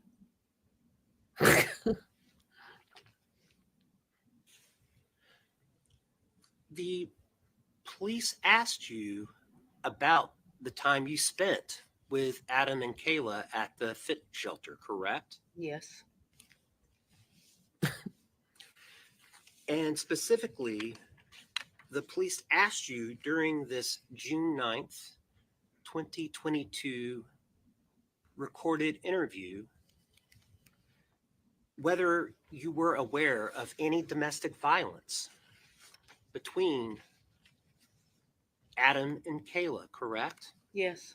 And I said no. You said that Kayla on occasion referred to Adam as a dick, Mm-hmm. right? Yes. But you did not state that you had observed at any point any bruises on Kayla Montgomery. Right. You did not tell the police that Kayla had confided in you about any domestic violence. Right.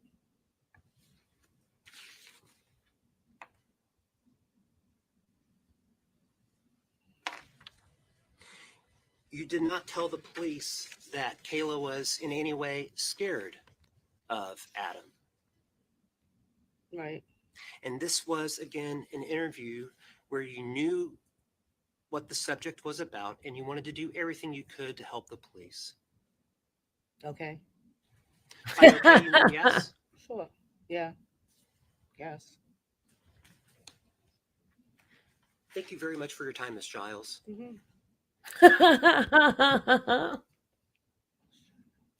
So take that. Ms. Giles, about those questions you were just asked, you didn't say anything about the domestic violence, about the abuse that you saw on Kayla in June of 2022. Do you recall Detective Rahill coming to meet with you in January of this year to talk about this? I'm sorry? Yes, in my kitchen. In your kitchen? Yep. All right. Yes, sorry. Let's not rehabilitate. Overruled. Thank you. So, Ms. Giles, with regards to that conversation, Right? you were just asked a moment ago about why you didn't say anything about domestic violence with Kayla back in June of 2022. What changed? What was different between June of 2022 versus when you talked to police in January of 2024?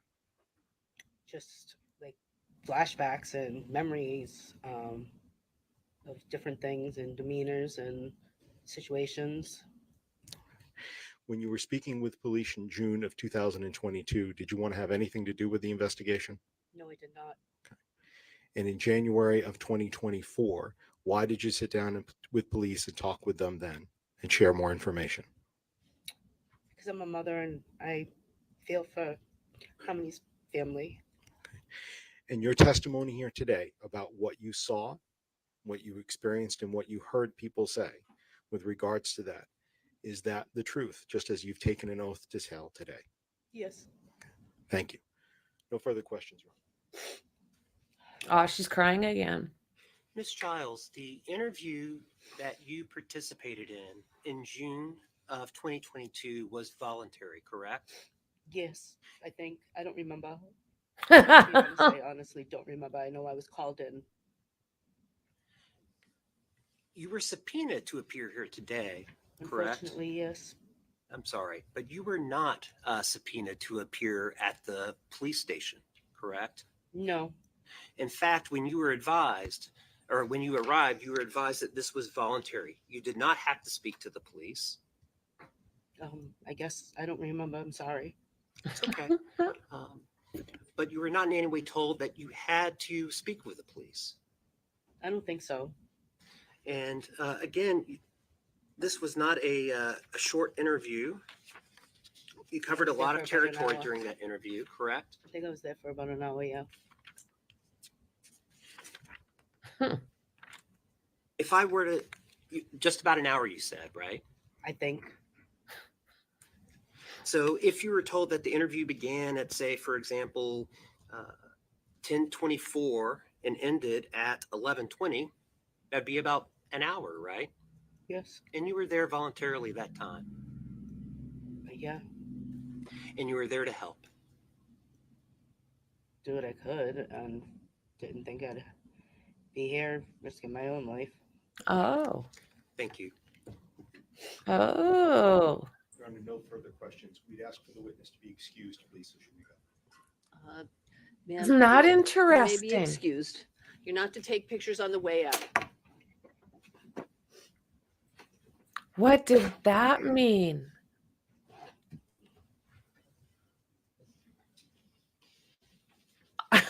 Right.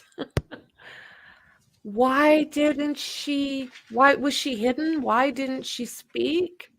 State may call its next witness. What did she mean by risking her own? Dove to the stand. What the actual hell? What is she terrified of?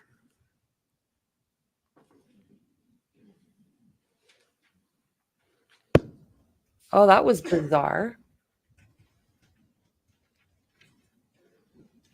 Hey, Jonathan.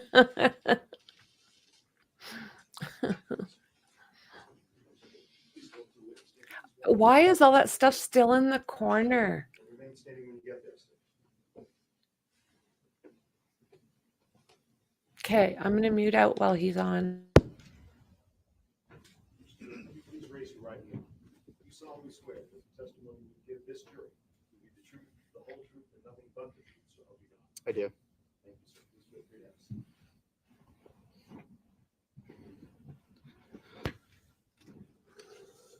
Dove, as we're being recorded here today, would you please go ahead and state your full name and spell both your first and your last name for the record? Michael Dobe, Michaeldobe. And Mr. Dobe, what town do you live in? Londonderry, New Hampshire. How long have you been living there? 10, 11 years. And how far did you go in school? I have an associate's degree. In what field? Criminal justice. And with regards to that associate's degree in criminal justice, can I ask a little bit about your work history? What are some of the kind of different jobs that you've had in your life? Yep. So I've worked about 15 years in the security and asset protection field. And what are the different businesses that you did security and asset protection for? I did security at the Mall of New Hampshire, and then I did asset protection for Kmart, Rite Aid, Walmart, and Macy's. In Macy's. Are you still working at Macy's now? I am not. Okay. Where do you work now? I work for the Department of Veteran Affairs. And what do you do for them? I was hired as a police officer, but I'm currently working in dispatch until I can go to the police academy. And when is that scheduled to be? April. In April of this year? Correct. Okay. You said that before you were working at Walmart. What are the different Walmarts that you've worked in? I was mainly out of the Manchester, New Hampshire store. I would assist in other stores, like just during inventory.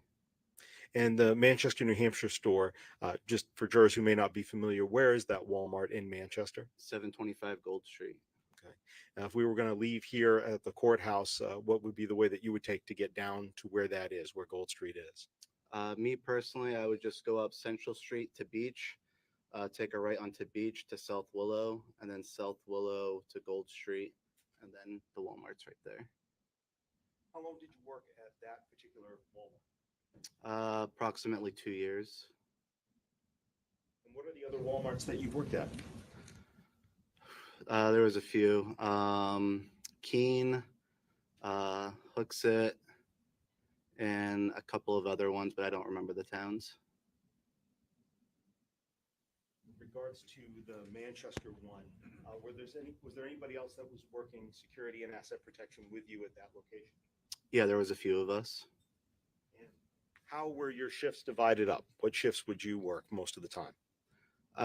We were just based off of the needs of the business, so it wasn't anything in particular. Sometimes that would open, sometimes that would close, and same with the others. Are you familiar with the layout of the store? I would assume so, but I don't want to make an assumption. I am. Okay.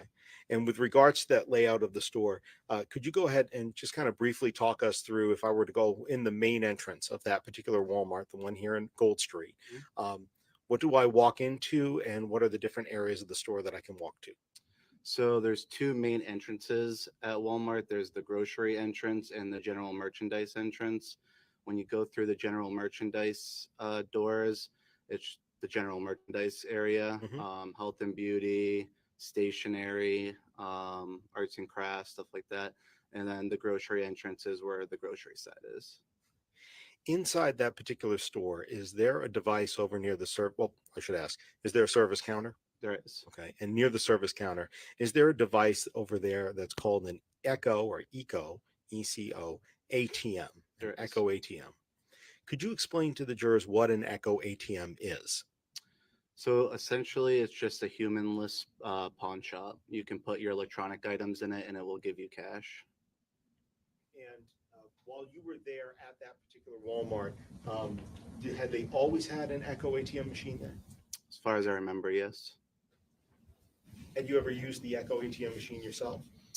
Not to its fullest extent, just to get an estimate to see how the kiosk worked.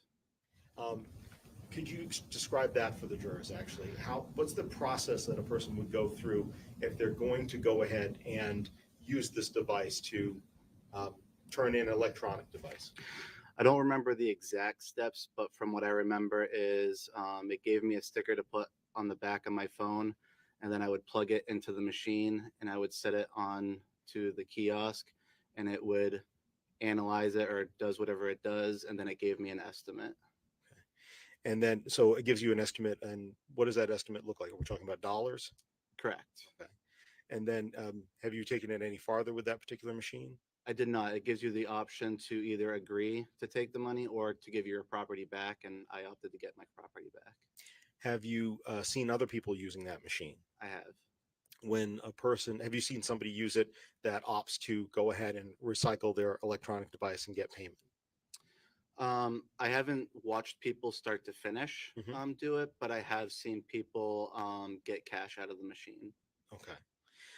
I'd like to ask, with regards to an interaction you had with the Manchester Police Department back in early January of 2022, were you ever requested for security camera footage from around that area of the Eco ATM and the entire store? Yes. And was that request for between the time period, for around December 30th or December 31st of 2021? It was. How familiar are you with the security camera layout at that Walmart? Pretty good. Can you describe it for us, the different types of cameras that are used and the different ways that you can either view those cameras live or view recorded footage? Yep. So we have stationary cameras, which are cameras that are just in one spot and don't move. Some are high up, some are low. And then we also have PTZs, which stands for pan, tilt, zoom. And those cameras can pan 360 degrees, zoom in and out, and tilt up and down. And where do you access the camera system? From the Asset Protection Office. And I take it, working in asset protection, you had access to that office? I did. With regards to the recording that was done, how long back at that point in 2022, how long did Walmart hold on to recorded surveillance footage? It just depended on the camera and how much activity was recorded on that camera, but it was anywhere between 2 to 3 months. Were you asked to then, again, get video footage from December 30th or December 31st of 2021 and provide that to the Manchester Police Department? I was able to do that. So how did you do that? How do you obtain that for the officers when they requested it?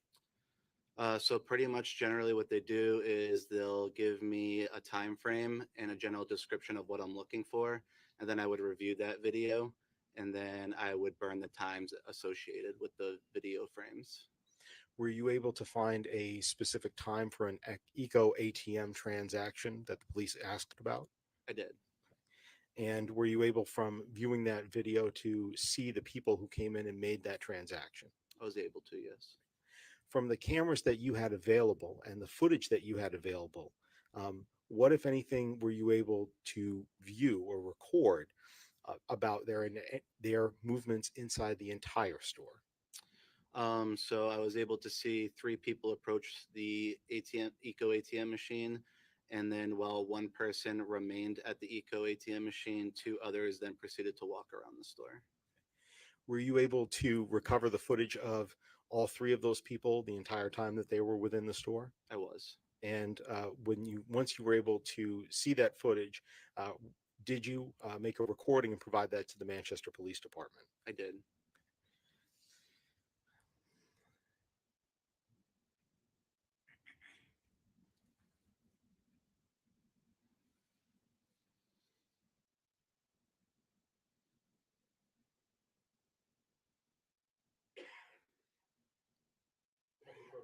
Yes, you may. Joe, I'm going to show you a stick drive or a thumb drive that's been marked State's Exhibit 141. With regards to that particular thumb drive, are you familiar with that drive? I am. Have you had a chance to review the contents of that drive? I was. And what is on that? The video that I provided the Manchester Police Department. And for the purposes of today's hearing in this particular court proceeding, are those all of the recordings that are available for us today of that particular interaction, that Eco ATM transaction? Yes. And does that also include the other video cameras that you talked about that cover other areas of the store so you can follow people around from one location to another? Yes. And is this a true and accurate copy of the video that you provided to the Manchester Police for those particular video files? It is. At this point, Your Honor, I'd ask for the identification to be stricken from State's Exhibit 141 to be published to the jury. Any objection? Only accordance with prior. The ID is stricken, it's entered as a full exhibit. And it may be published. Thank you.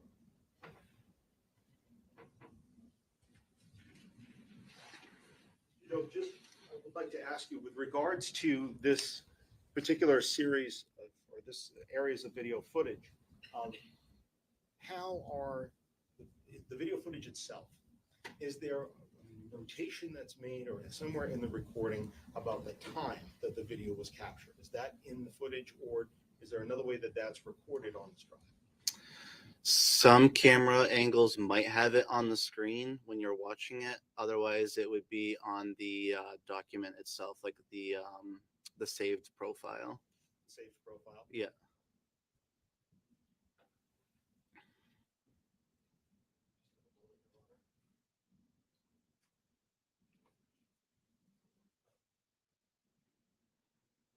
Mr. Doe, what I'm going to do now is I'd like to have us take a look at the footage that you have, that you were able to provide.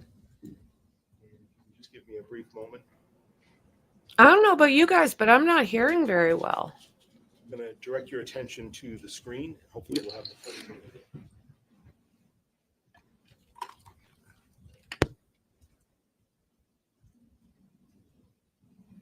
Don't look, Jonathan.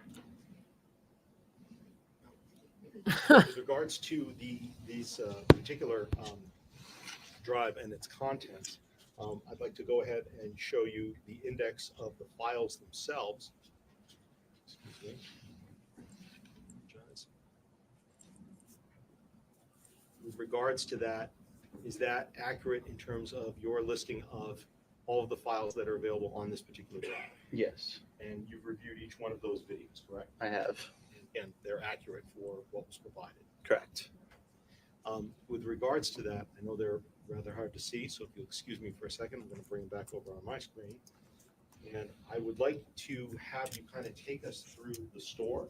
Okay. And I'd like to watch different areas of this video footage. We may not watch every single one, but it's my understanding you testified these do cover, for the purposes of today's hearing, all of the relevant video times of these three people being in the store. That's correct.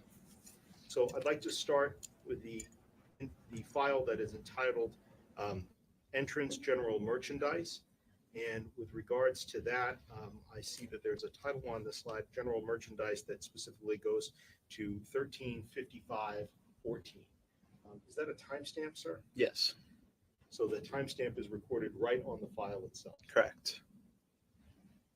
And also, I should ask, with regards to these videos, is any audio recorded here, or is it just video? Just video. Just video.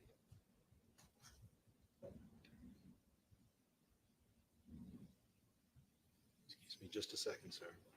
I apologize for the delay. So this is the entrance general merchandise video.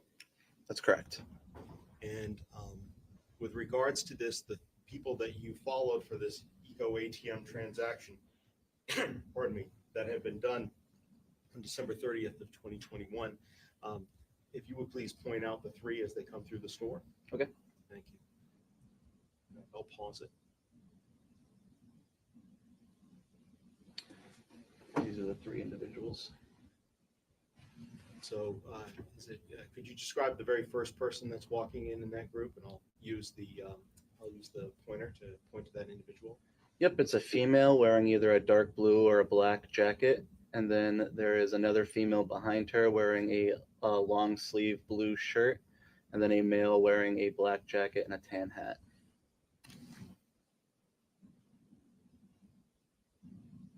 stopping the video in a few seconds into this, we're still seeing the same three individuals. That's correct.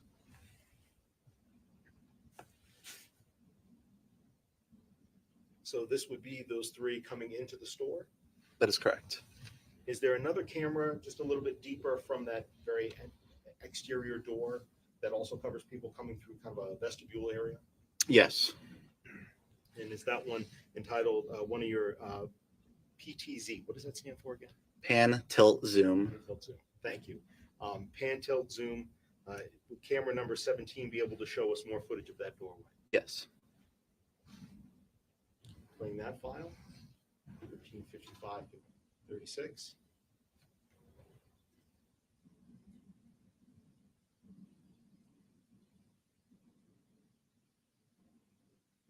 And then Yep, I'm going to pause it right there. Go ahead, sir. these are the three individuals that we had saw in the previous video.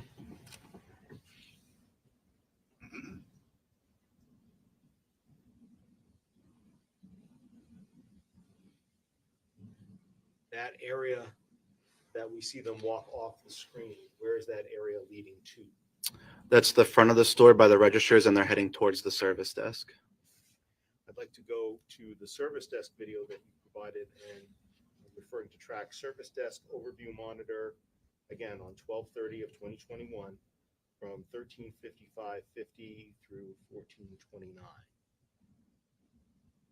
And I'm going to go ahead and pause this video here for a brief second. Generally, what part of the store is this? This is the front end of the store, and this is the service desk area. And so what do I see? Kind of at the very top of our screen here, a line of kind of blue. Are those checkout aisles that I'm seeing? Yep, those are the front end registers. And can you please point out where the Eco ATM machine is to recycle electronics? Where's that? It's right here. Yeah.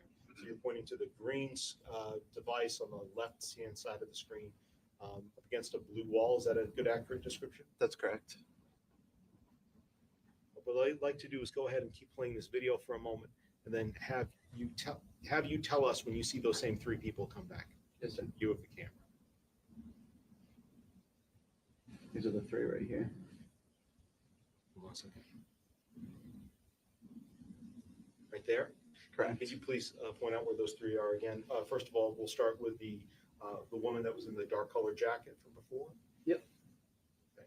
And the woman in the light blue colored sweatshirt, and the gentleman with the darker sweatshirt and the tan hat.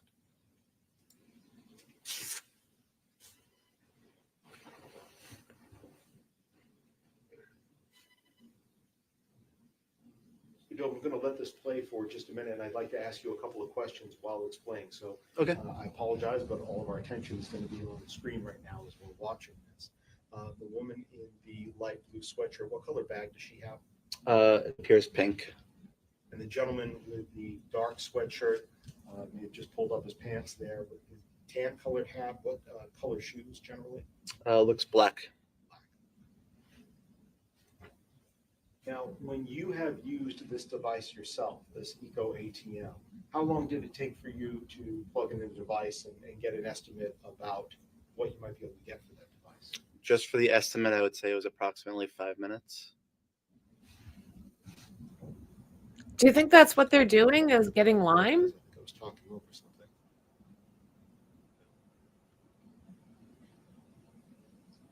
So do we still see the same two females that came in using the device? That is correct. And the gentleman, can we see that gentleman in the tan hat here? No.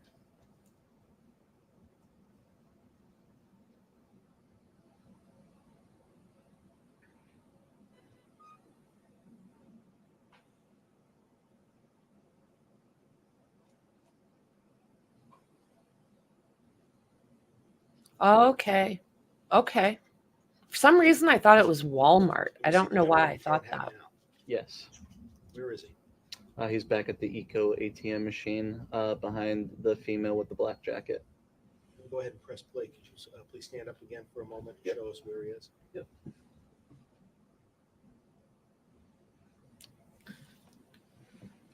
Yeah, they're in Walmart right now, right, Jonathan?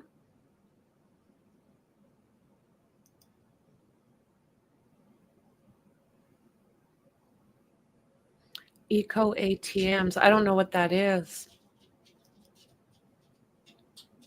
Eco ATMs, ECOT. As we're watching the three of them at the machine, Mr. Dope, this particular camera, does this have the ability? Is that like a to bank pan machine? Or tilt, or is this just a fixed camera? This is just a fixed camera.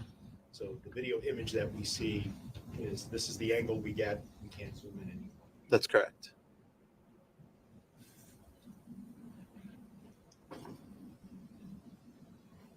Gotcha.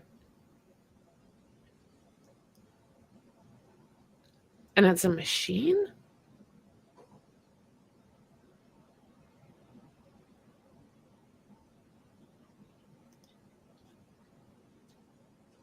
Seriously. Isn't that something? Gentleman in the tan hat, you still see him in this at this point? It figures out how much it's I do. worth? Point out where he is, please. Thank you. How bizarre. I've never seen such a thing.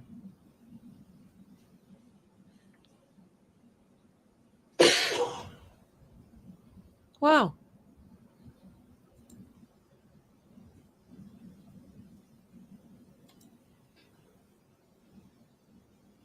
Isn't that amazing?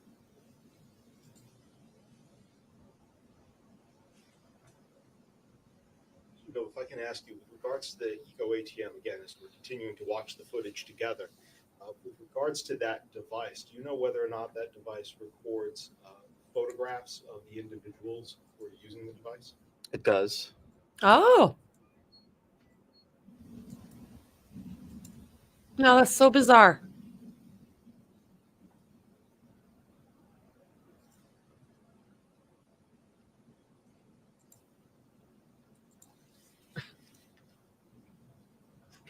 So this is customer service or something? Oh, are they? And Huge ripoff. the individual with the light blue colored sweatshirt. I've got them. I this just keep angle them. here, can you see whether or not she's I don't know why. on I've the probably ATM? got 10 in the house. It does appear that she is, yes. And the other woman in the dark colored jacket, is she still standing next to her? She is. Yeah, they're pretty people-y. It's my understanding you've seen this video Mm-hmm. a couple different times. Yeah, I'm the same. That's correct. And this, standing at this particular device, this goes on for some time, is that right? It does. We don't have Walmarts and stuff like that here. Bush Town.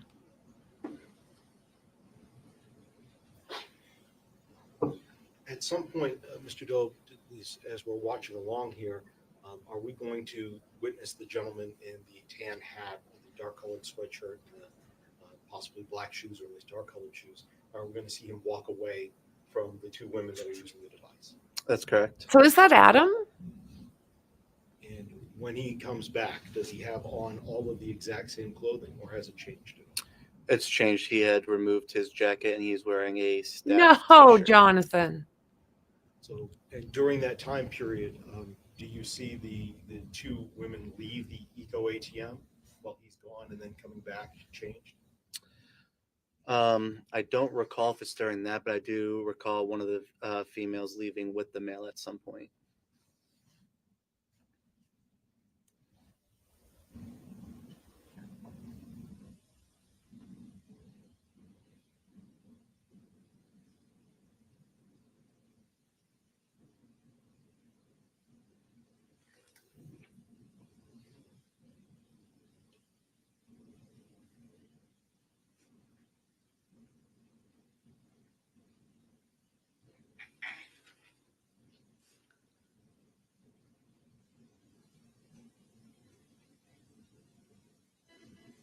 In your review of this section of the video, does the gentleman in the tan hat ever stand up to the screen, or is he behind the ladies like he is now? He's either behind the ladies or standing to the side of the machine. Which side of the machine? The side closest to the registers. So from this angle, it'd be the right-hand side. Right hand side, top of the screen. Correct.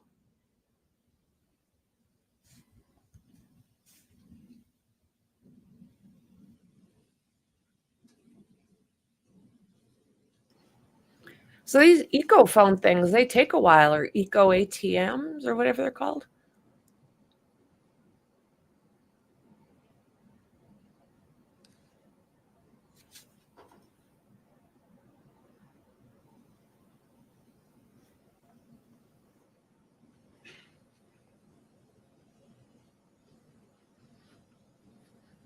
I can't tell. Is that Adam?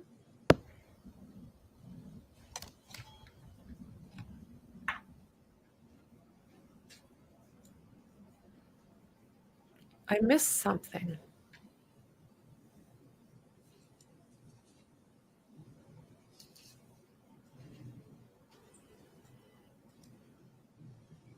You're probably right, Jonathan.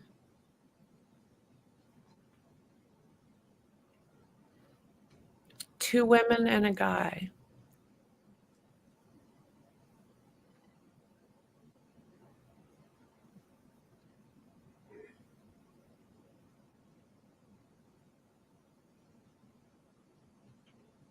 Hmm.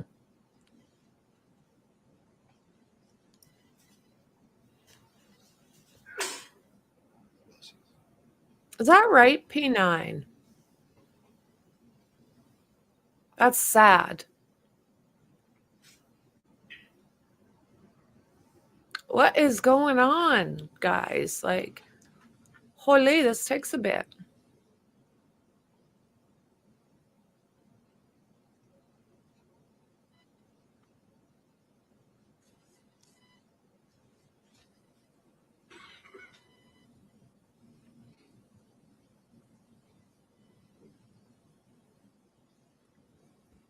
So this guy's really wearing sweats to Walmart. Guess some people do that. I guess I do. I'm a Lululemon girl. I'm always wearing that.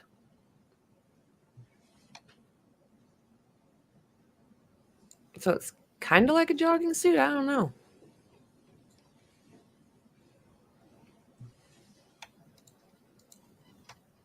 We're now about 9 minutes and 40 seconds into this particular camera footage. No, don't. I can. You guys. Do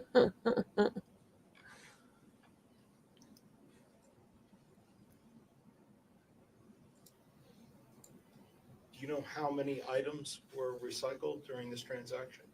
Not gammies. Oh, I love that, Mexi. Okay. All right. Maybe it's just me. I guess it's, yeah. Dress for the occasion. And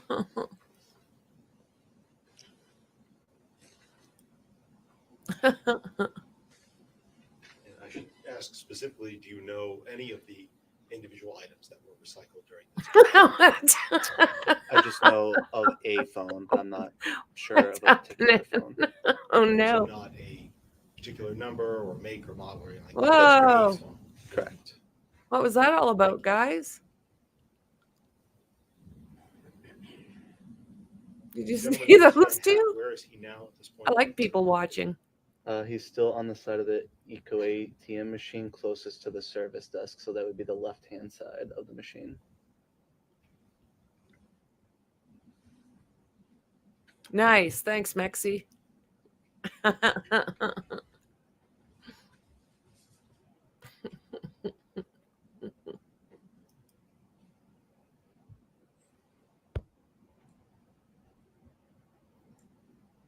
Yeah, I agree with that, Jonathan, about healthcare system.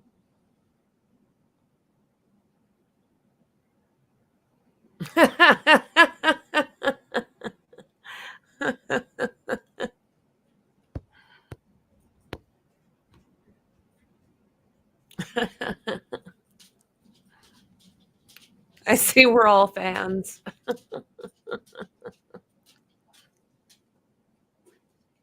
What? Did you go outside? Joe, if I could direct your attention to the right-hand lower side of the screen as we're still watching what's unfolding.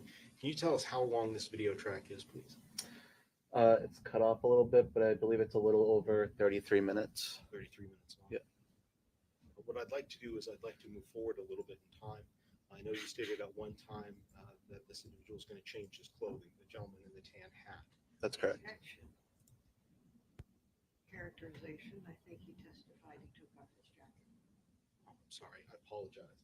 Let me Objection withdraw is the sustained. question. Yes, Your Honor. Mr. Dove, I believe that, I apologize, you did testify at one point that he's going to take off his jacket, correct? That's correct. What I'd like to do is I'd like to move forward in time to a moment to when we see that, if we could, please. Okay. So I apologize, my eyes are not what they used to be for me to be able to see. Are we about 2 minutes or so? Well, hold on a moment. At this point, is the gentleman in the tan hat walking away? He is. Okay.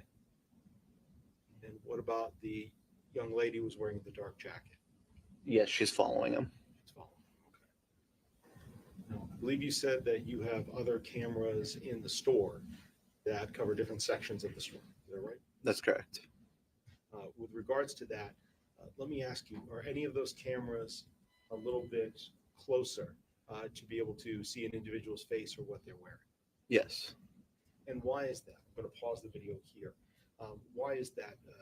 Why do you have cameras that are closer to people as compared to a camera like this, which appears to be up in the corner?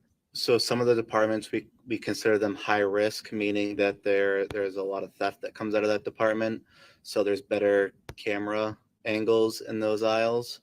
So some of them are closer, not exactly face level, but it's almost face level. It's probably about 6.5, 7 feet from the floor. And we call those the public view monitors. And that's because when you enter the aisle, the camera, there's a monitor above the camera that shows yourself in that aisle. So you can actually see yourself in that aisle. A customer can see themselves. Correct. And what's the point of having that set up? So people know that they're on camera. What I'd like to do is talk with you about, we're going to leave this video footage here for a moment. I'd like to go to a different track, if I can, to one of those cameras so you can kind of explain that to us. Specifically, I'd like to go to a track that you provided listed cosmetics EVPM 6, again on December 30th, 2021, 14/28/33 through 14/28/51.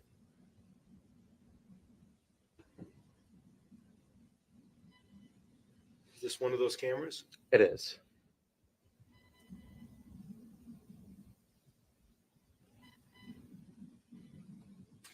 You see the gentleman in the tan hat here? I do.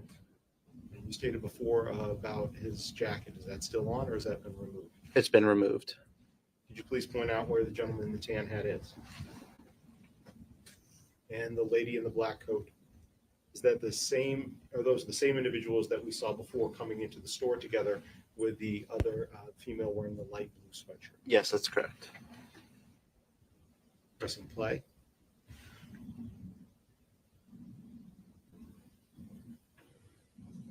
What's written on the back of his jacket there?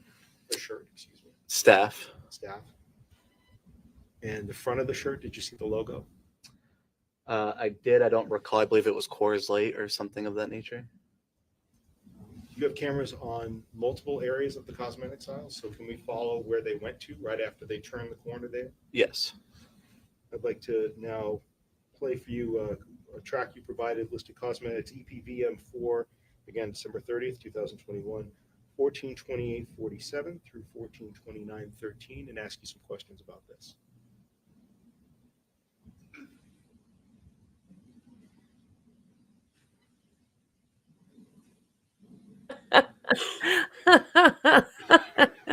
Dandy.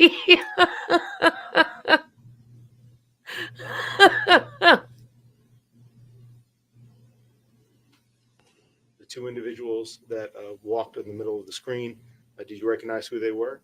Yep, those are the same individuals.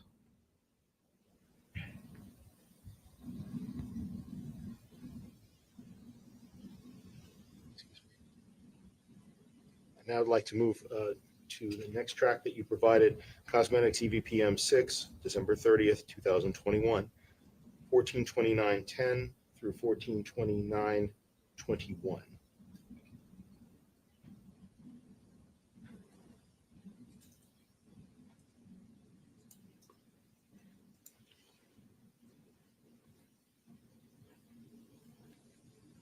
these the same individuals that we're seeing here on this video?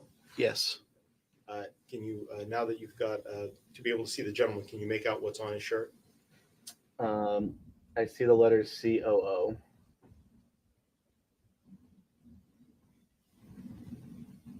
And from this aisle, does that progress to another aisle that has video footage of the two of them closer up like that?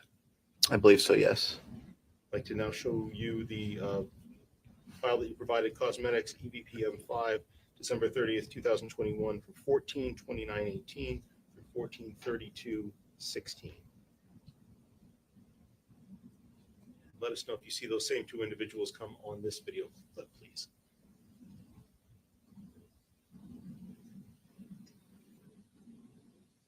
I do. Could you point out where they are? This is the male and then the female.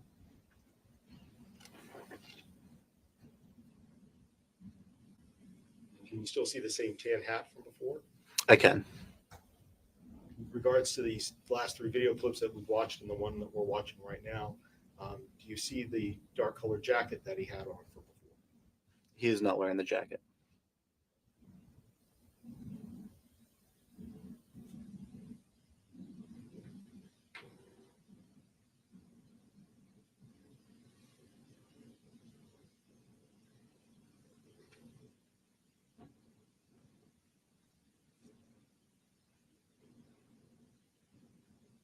I'm going to pause the video here about halfway through. Now, do you have a chance to see the other half of his shirt here? I do. And do you recognize the logo on that shirt now that you've seen both halves? Yes, it appears that it says Coors. Press and play.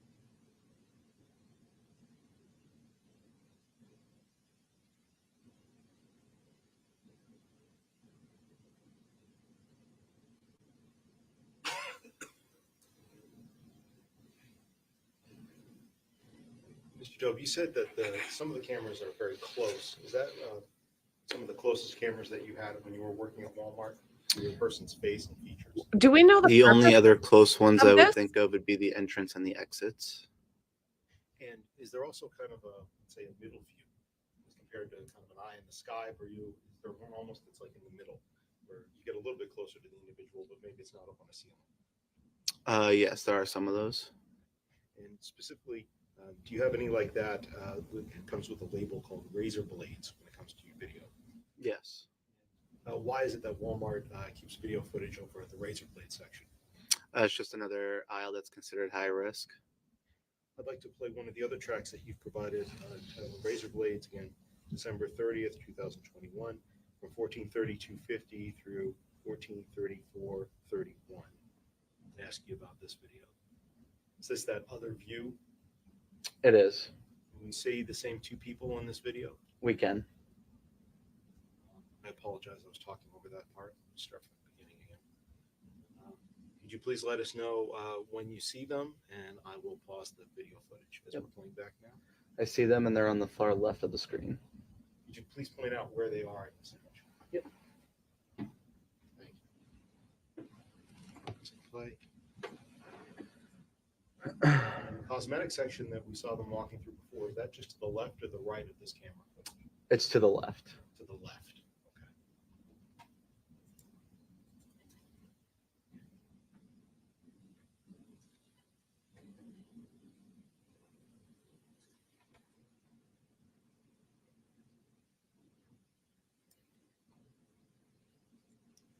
I don't understand what the purpose is for all of this. I'm sure they'll explain it to us, but what?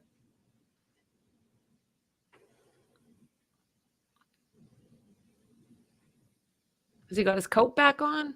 Is that what they're gonna? I'm confused. That's a good question. Has he got his coat back on or something? It's the only thing I can figure out.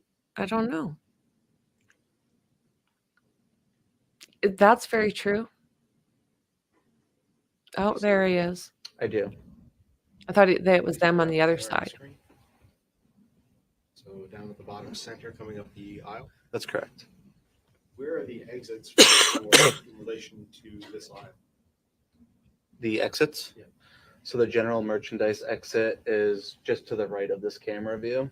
So it's pointing to like the top right off the screen. Correct. So just past this aisle is the pharmacy, and then right after the pharmacy is a general merchandise exit. And what about the grocery exit? That's farther down. Same direction. Correct. That's my thoughts, P9. Okay then. And with regards to these two individuals, were you able to capture footage, or were you able to see footage that was captured of them exiting the store? I was. I'd like to specifically play, again, from the same exhibit, track that you provided entitled Exit Grocery, December 30th, 2021, from 14:36:25 through 14:36:34.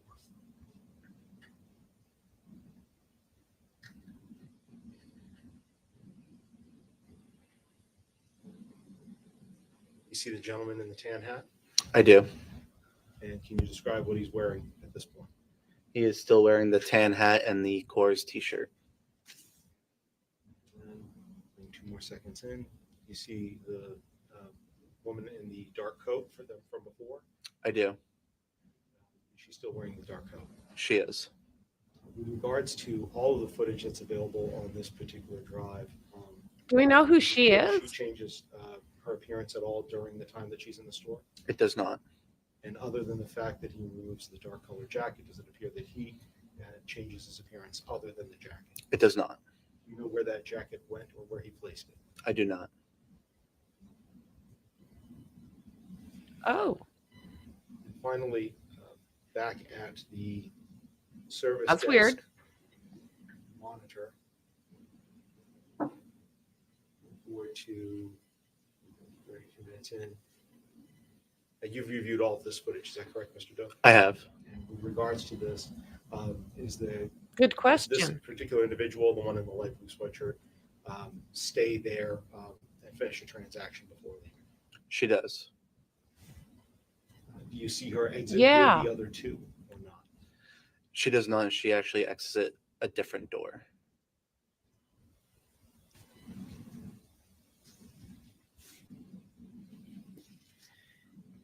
Mr. Doe, we're going to end there. With regards to that and the other footage on there, once you had that provided, once you had that obtained, who did you provide it to the Manchester Police Department? I don't recall if I gave it to an officer exactly or if I dropped it off at the front desk, but I know the video was for Detective Bergeron Rosa. Other than the footage that we went through, I know you stated that there are additional moments in that footage of that you provided of them walking around the store. Is that correct? Correct. For what's been admitted as an exhibit here today, is there any additional footage of them closer up to the face, or what we see was as close as we could get? That's as close as we could get. Just a moment, please, Your Honor. Gonna be a lunch break right away. Thank you, Mr. Bill. I have no further questions for you, defense counsel. Okay. Just brief, excuse me, just briefly. Oh no. For those that don't know what an Echo ATM is, and how it works, you walk up to the machine with whatever you want to exchange, right? That's correct. And then you scan it, right? I believe so. Okay. Do you know Okay. the rest of it? I don't know the entire process, no. Okay. Okay. Okay. Okay. And Oh. Okay. My God, guys. have you seen? Never mind. Thank you, Your Honor. Anything further? No, Your Honor. No. What? Ask for the witness to be excused, please. Any objection? No objection. All right, sir, you may step down. You are excused. Thank you. What? Ladies and gentlemen, it looks like this is just the right time to take a lunch break. So thank you for your attention this morning. We'll take a lunch break now, 1 hour, hopefully starting back in 1 hour. So please be back from lunch at 10 after 1. Okay, 10 after 1. Thank you, everybody. So what was that?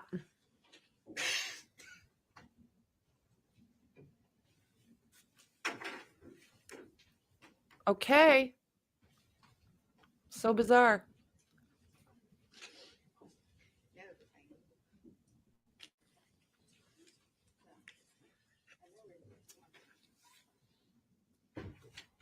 All right. Any preliminary matters we need to deal with? Your Honor, just with regards to the state's next You can be seated. Sorry. With regards to the state's next witness, we will ask if the lights can be dimmed as much as possible due to the medical condition that he is facing right now. Any objection? No. Okay. No. Okay. Let's surprise the jurors and let's really start at 10 after 1. If for any reason there's some issue that comes up during lunchtime and you want to see me, just let a court officer know or let someone know. They'll come get me. I'm available. Okay. I will be reviewing another exhibit by the state that I have not seen. It is not about the next witness, and I'm sure the next witness will be a while, so it's nothing that needs to be brought up during lunch, but I don't know if I will have an issue or not. If you do, let's try to if you do and we can address it before we come back. I'd rather do that than try to do it when we're, when we just have a short break. So if there's something that we can address that you have, then let me know. Okay. Okay. All right. Very good. Okay. Thank you, everybody. Thank you, Your Honor. Okay. Oh, yeah. All righty then. So da-da-da. So that's that for our morning session. I'm going to set up the next one for an hour from now and see if we can watch more of people randomly walking around Walmart. I'm joking. There's got to be a reason. Was that a phone? I'm not sure.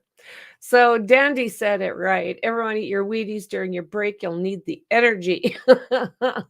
Okay. Much love, everybody. Thank you very much for spending the morning with me. And I'll see you guys in the next one. Hour. Bye.